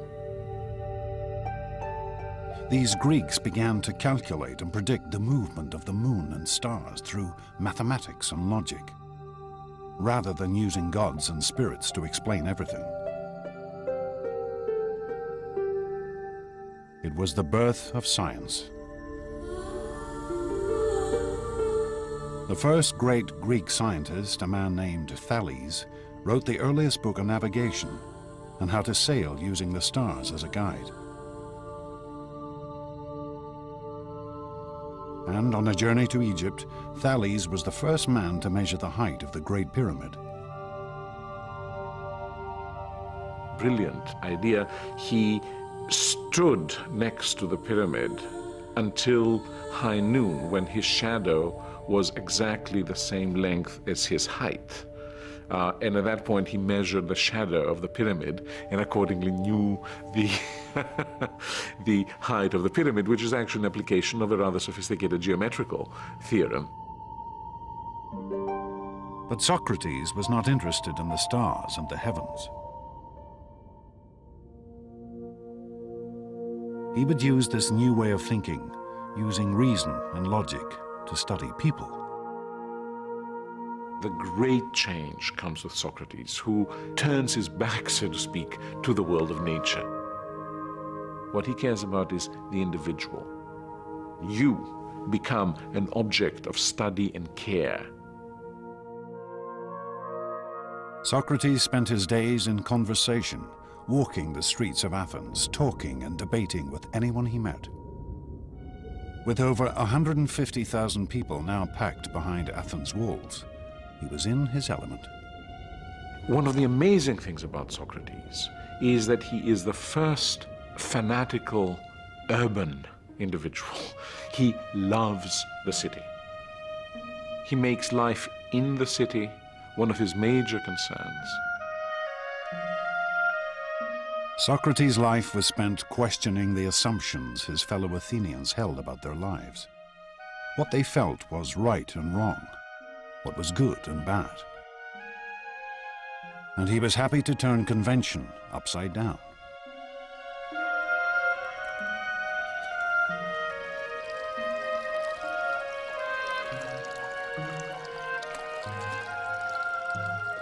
One of Socrates' followers recorded how, at the end of a drunken dinner party, Socrates proved to a fellow guest that he was in fact the better looking of the two. My eyes must be more beautiful because they bulge out, and therefore I can see better. And by the same account, my nose is more beautiful because my nostrils flare out, and so I can therefore gather in more smells. This is typical Socrates, using reason and logic to examine the world anew. Socrates says you must make every decision based on your own understanding of what is good and what is not good, what is right and what is wrong. For Socrates, this freedom of thought was paramount, even if it meant upsetting the whole notion of a beautiful nose.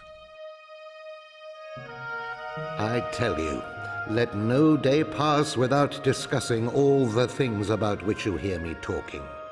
A life without this sort of examination is not worth living.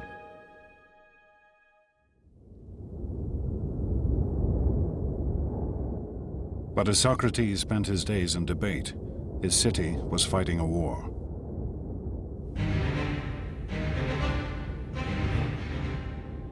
The Spartans invaded Athenian territory and set about burning all the farmland around the city. The Athenians became increasingly anxious. They could only watch from the city walls as their fields and crops were destroyed. But such was Pericles' reputation, he managed to convince the Athenians to stick with his plan. The city could rely on her fleet and shipments from overseas to survive. Little did Pericles know that this fleet now carried an even greater threat.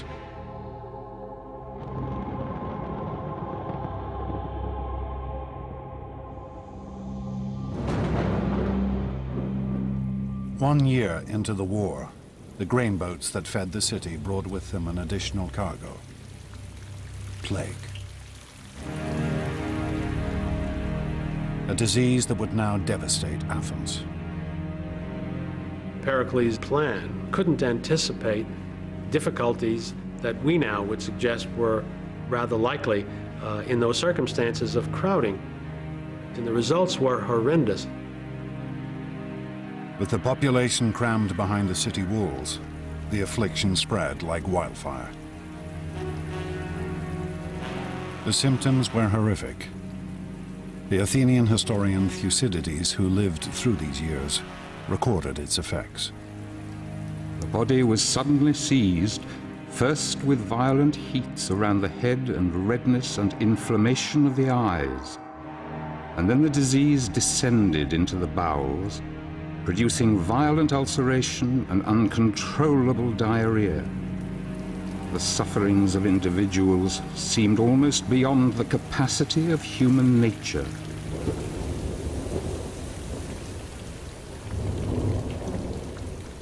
Sufferers, racked with fever and overcome with unquenchable thirst, would crawl into the city cisterns and water mains to die.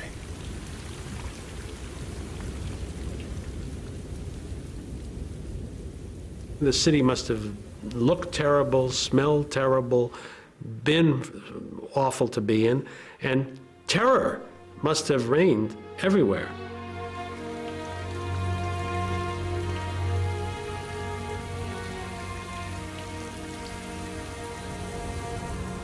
The plague would kill over a third of Athens' population.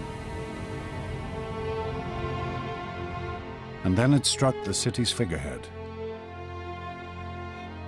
Pericles.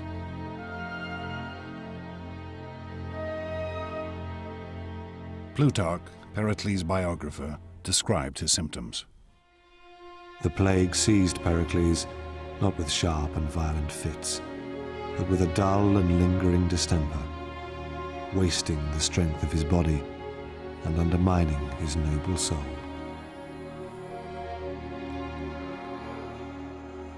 By the end, the patrician hero of the city was reduced to relying on potions and magic in an attempt to cure himself.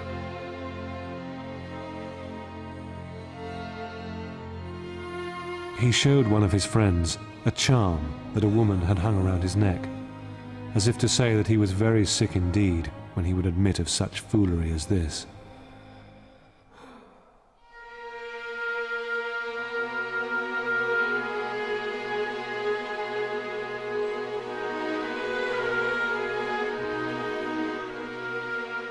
Finally, after 6 months of lingering illness, Pericles died in 429 BC.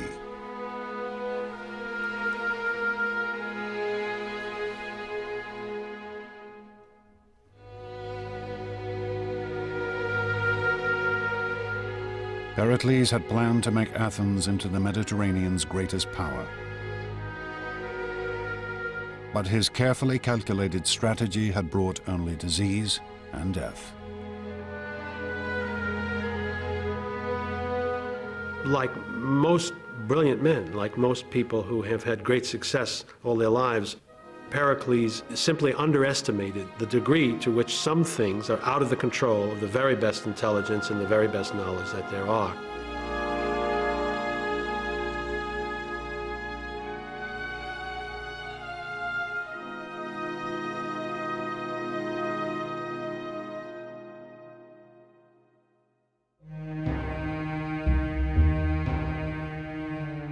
Pericles' death would have far-reaching consequences.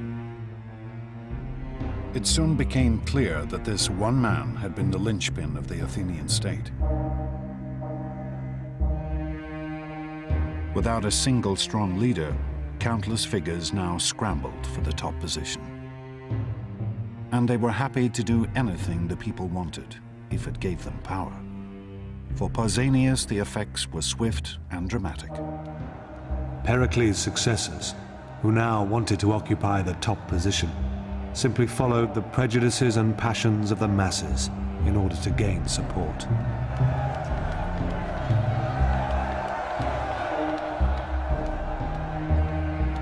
Athenian democracy now revealed a new and terrifying potential.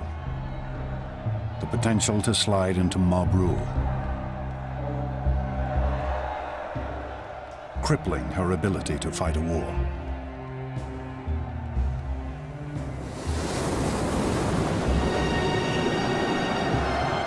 As the conflict raged on, an Athenian naval force won a skirmish with the Spartans in rough and storm-tossed seas.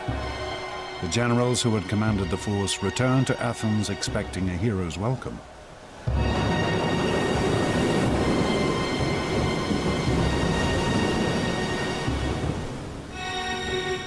Instead, they were thrown into prison.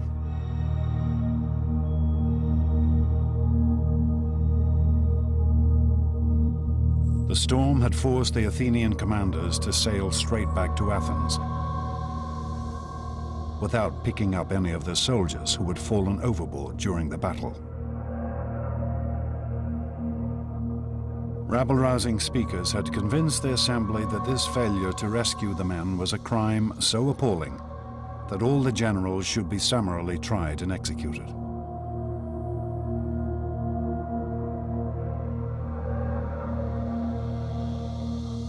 We know of only one man who stood up and attempted to calm the fevered assembly: Socrates. Socrates alone, and against the very, very serious and vocal and aggressive and mad, furious reaction of the public, stood his ground and said it was the wrong thing to do. He was going to vote against it. Socrates' principle of questioning the society he lived in now had a real and practical purpose.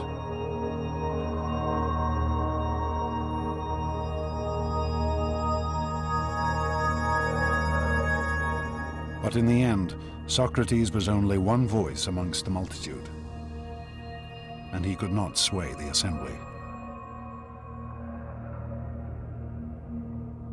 The generals were condemned to death by drinking poisonous hemlock.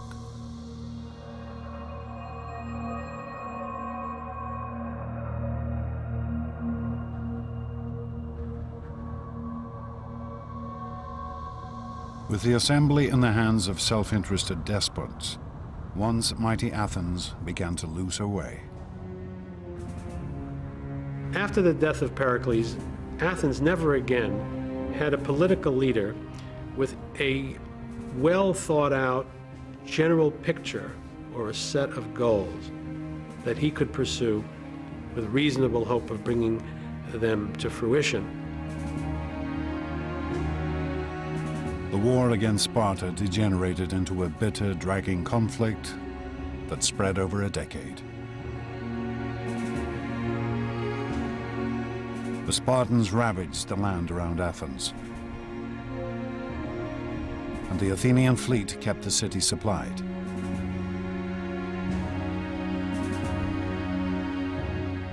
Neither side was able to defeat the other.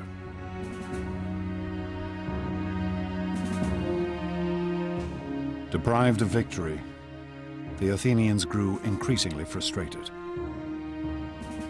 Were they not the greatest state in all of Greece? Surely the time must come for Athens to prove her power once and for all.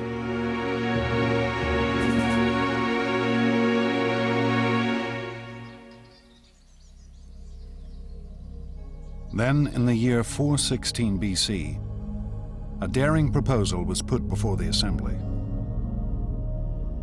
A small Greek colony on the island of Sicily had asked for protection.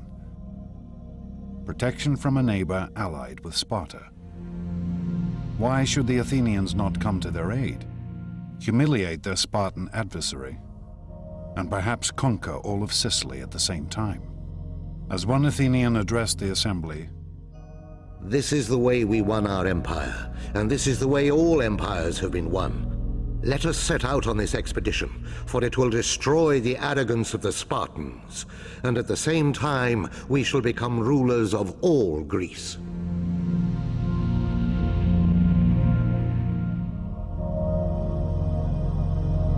it was a bold plan to be executed on a vast scale, requiring a great fleet of warships and a landing force of over 10,000 men. The Athenians threw themselves into the project with fervor. Armorers beat out new weapons. Soldiers tested out their equipment. Stores were loaded onto a fleet of Athenian triremes. And the shipwrights prepared their vessels for the sea.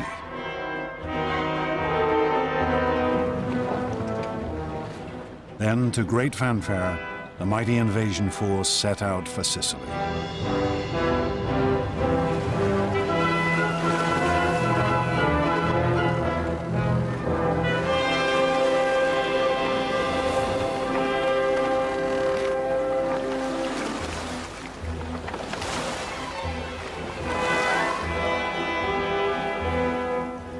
Six months later, word came back. The campaign was not going as quickly as hoped. They needed reinforcements.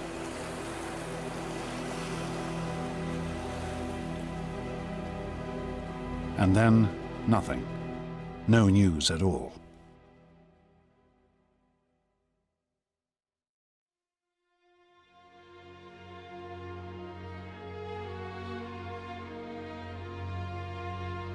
Then, in the autumn of 413 BC, a sailor arrived in the city.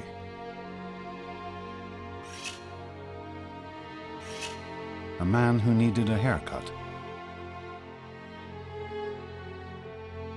And as he talked to his barber, he told an appalling tale of a vast and terrible slaughter.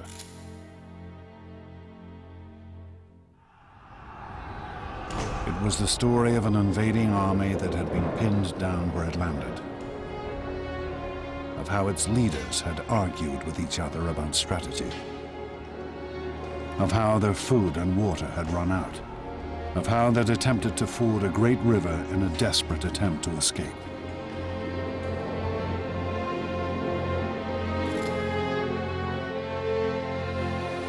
They rushed into it, all discipline lost and every man wanting to cross first. They fell over each other and trod each other underfoot, and they drank thirstily. The water was foul, but still they went on drinking, mud, blood and all, the dead lying thick in the riverbed.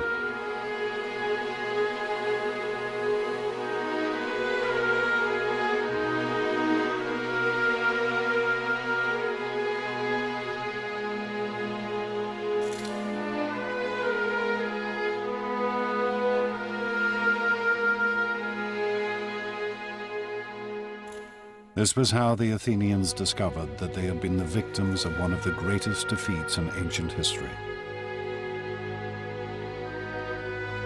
over 50,000 men had been killed or taken prisoner. 2 entire fleets of Athens' prized triremes had been destroyed. The Sicilian campaign is a mess for a variety of reasons. First of all, it's a long way away. It's over 600 or 700 miles. Once they arrive, they squabble and fight about what to do. But perhaps the biggest problem is there's not a tactical reason to do it. There's not a strategic reason to do it. The motivation is highly self-interested. They believed it wrongly that they could go quickly in, raise the countryside, and win a quick victory and a rich tributary subject state. The Athenians, entranced by a vision of imperial glory, had in fact engaged in a pointless and vain campaign.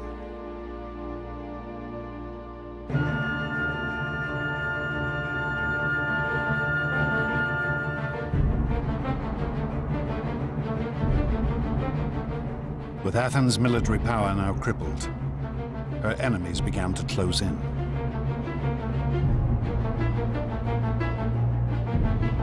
The Persians, whom the Athenians had humiliated 50 years before, now saw the ideal opportunity for revenge. They approached the Spartans with the offer of help.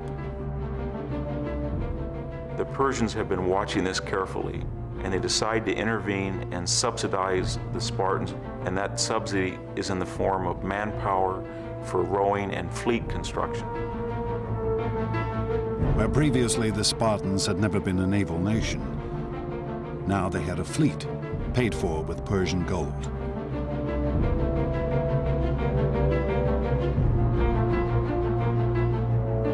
With Athens' navy decimated by the defeat in Sicily, the Spartans could now blockade the Athenian harbors. The great grain convoys from Egypt and the colonies could no longer get through. And finally, the Athenians began to starve in the streets.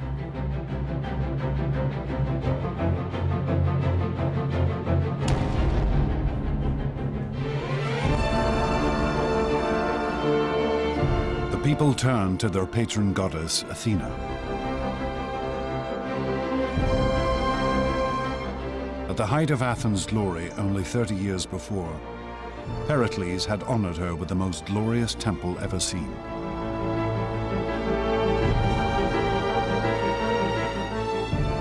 But the goddess could offer no help now.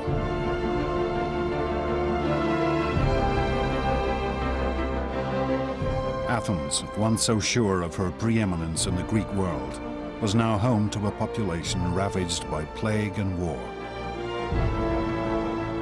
besieged and starving. With her treasuries empty and her once proud fleet crippled. In 404 BC, Athens finally surrendered to the Spartan commander, Lysander.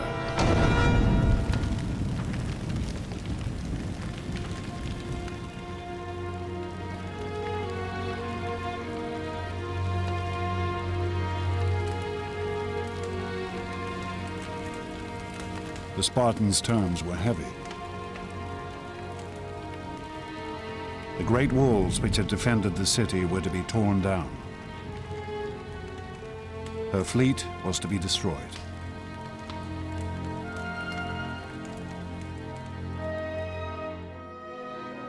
We had this wonderful scene of Lysander sailing into the Piraeus and dismantling the Athenian fleet.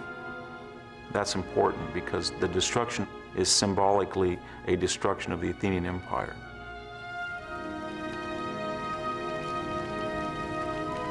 What remained of Athens' mighty navy was put to the torch, with only 12 ships allowed to remain. No longer would she rule the Mediterranean.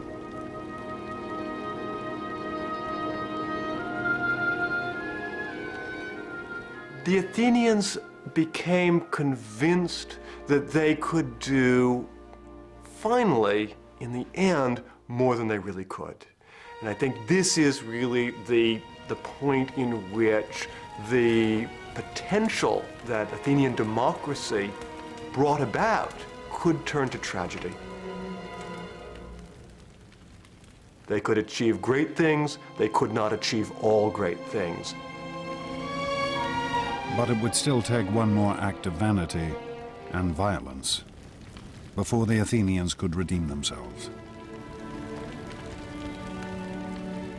And their city could be reborn.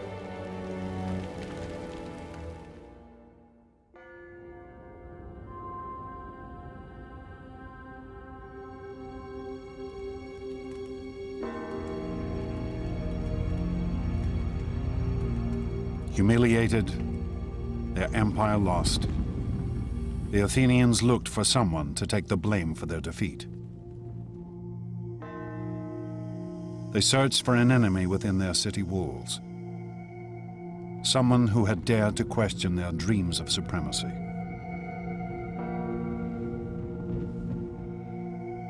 They searched for Socrates. Socrates was a critic.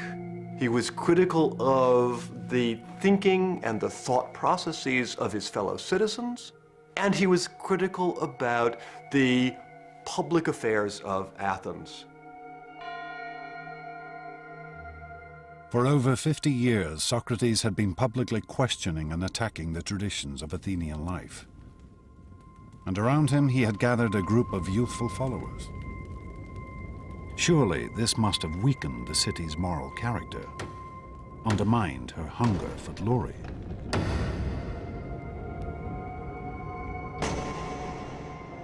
Socrates was arrested on charges of undermining the state religion and corrupting the youth of the city.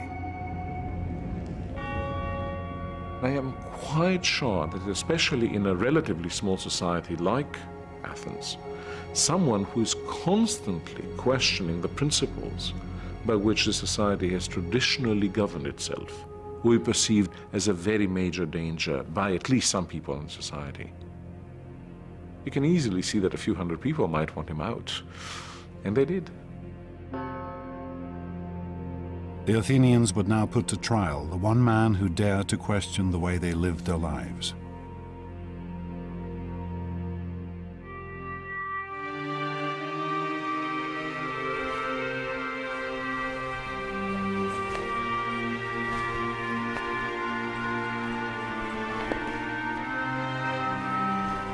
Socrates' trial would be held in Athens' central marketplace, under a canopy to shade the fierce heat of the Greek sun. He would be tried by a jury of his fellow citizens, chosen at random, the same kind of group that had condemned 6 generals to summary execution only 7 years before.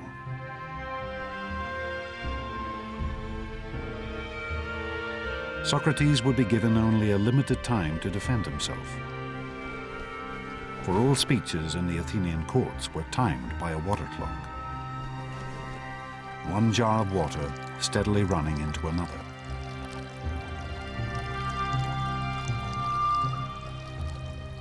But Socrates shows no fear in the face of his accusers. In fact, he is positively stubborn. To put it bluntly, I've been assigned to this city, as if to a large horse which is inclined to be lazy and is in need of some great stinging fly. And all day long I'll never cease to settle, here, there, everywhere, rousing and reproving every one of you. It is not an approach designed to win sympathy. Socrates is setting himself and his life against the entire Athenian state. He is doing what he thinks is the right thing to do. He thinks the life he has chosen, this life of thinking for yourself, is the best life. As he says in his speech, the unexamined life is not worth living for a human being.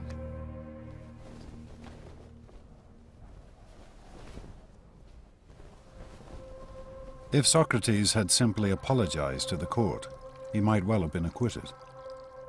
But instead, he demands free dinners for life, for all the work he has done. can just imagine what that jury and the audience of that trial must have thought at the time. They must have been absolutely speechless. When the final vote came, the verdict could hardly have been a surprise.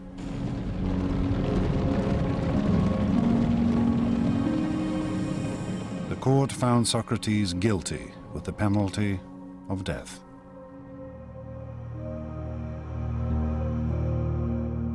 But Socrates reacted with calm and serenity.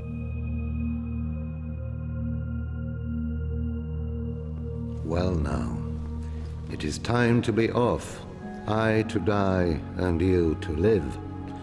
But which of us has the happier prospect is unknown to anyone but heaven.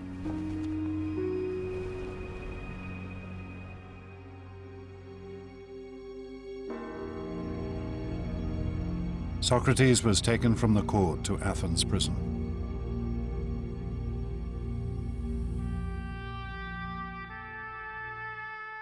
The site of this prison still exists. We can still trace the layout of the cell in which Socrates was probably held.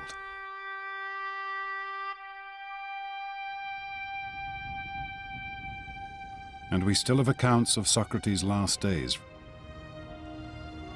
from friends who visited him in his cell.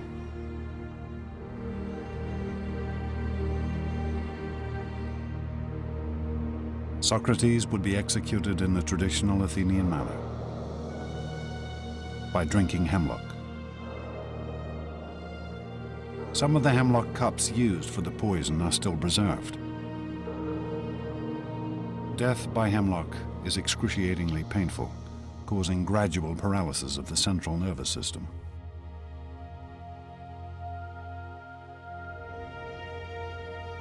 But as the moment of his execution drew near, Socrates turned to his friends, treating the whole affair as if it were nothing at all. For me, the fated hour calls. In other words, I think it's about time I took my bath. I prefer to wash before drinking the poison, rather than give the women the bother of washing me when I am dead. But as the hemlock was poured, his friends broke down.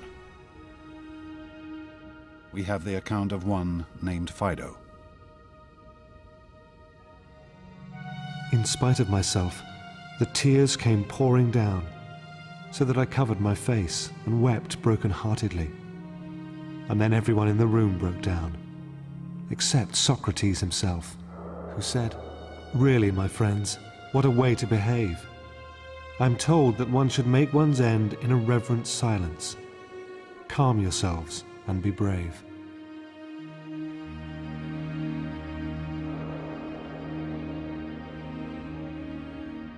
As Socrates lay back on his bed and let the poison take effect, his friends watched in silence. Here was a man who was dying not for glory, not for fame and honor, but for the sake of his principles, because he believed that man should question the world around him. It was a sight they would never forget.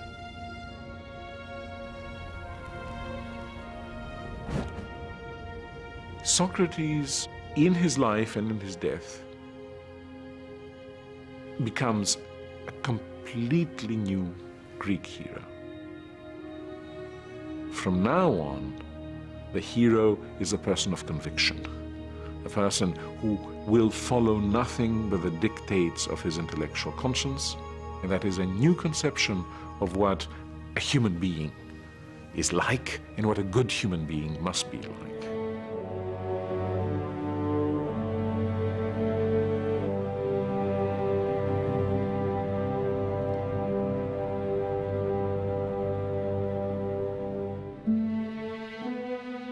For centuries, the Athenians had believed in one ideal: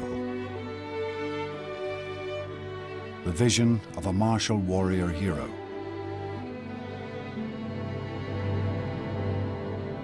It had driven them to conquer great foes, to build a mighty empire. But now, in the depths of defeat, they discovered a new figure to venerate.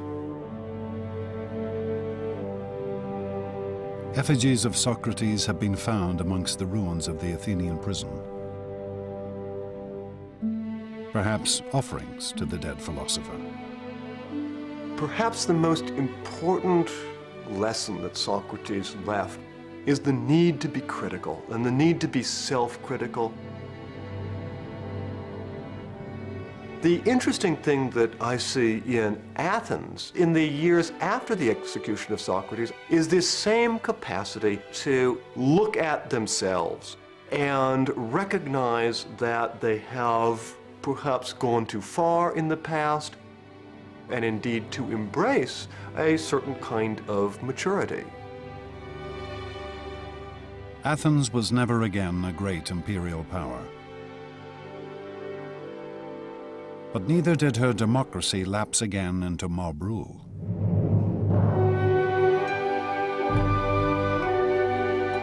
Instead, she became a city of intellectual inquiry.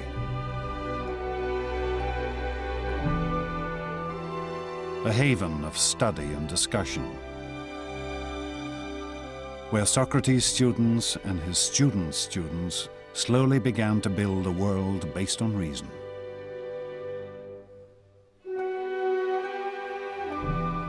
Plato tried to formulate the ideal society. Aristotle studied nature, establishing biology and zoology. And slowly the ideas and work of these Greek thinkers began to spread across the known world. One could say that a major part of the energy of the Athenians turns into building what one might call empires of thought.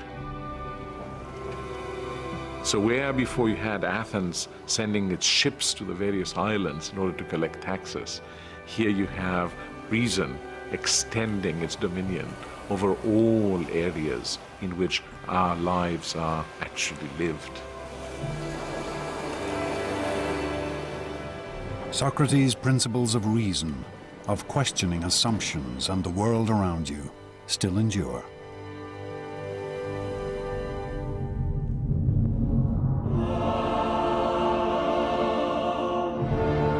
In the space of less than 200 years, the ancient Greeks transformed their world.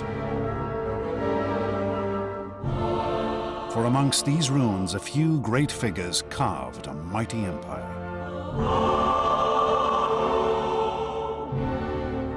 They invented democracy and politics, science and philosophy. They gave us literature and drama, art and monuments which still take our breath away. And ultimately, these Greeks taught us how to reason and think. Two and a half thousand years later, their astonishing achievements continue to shape our world.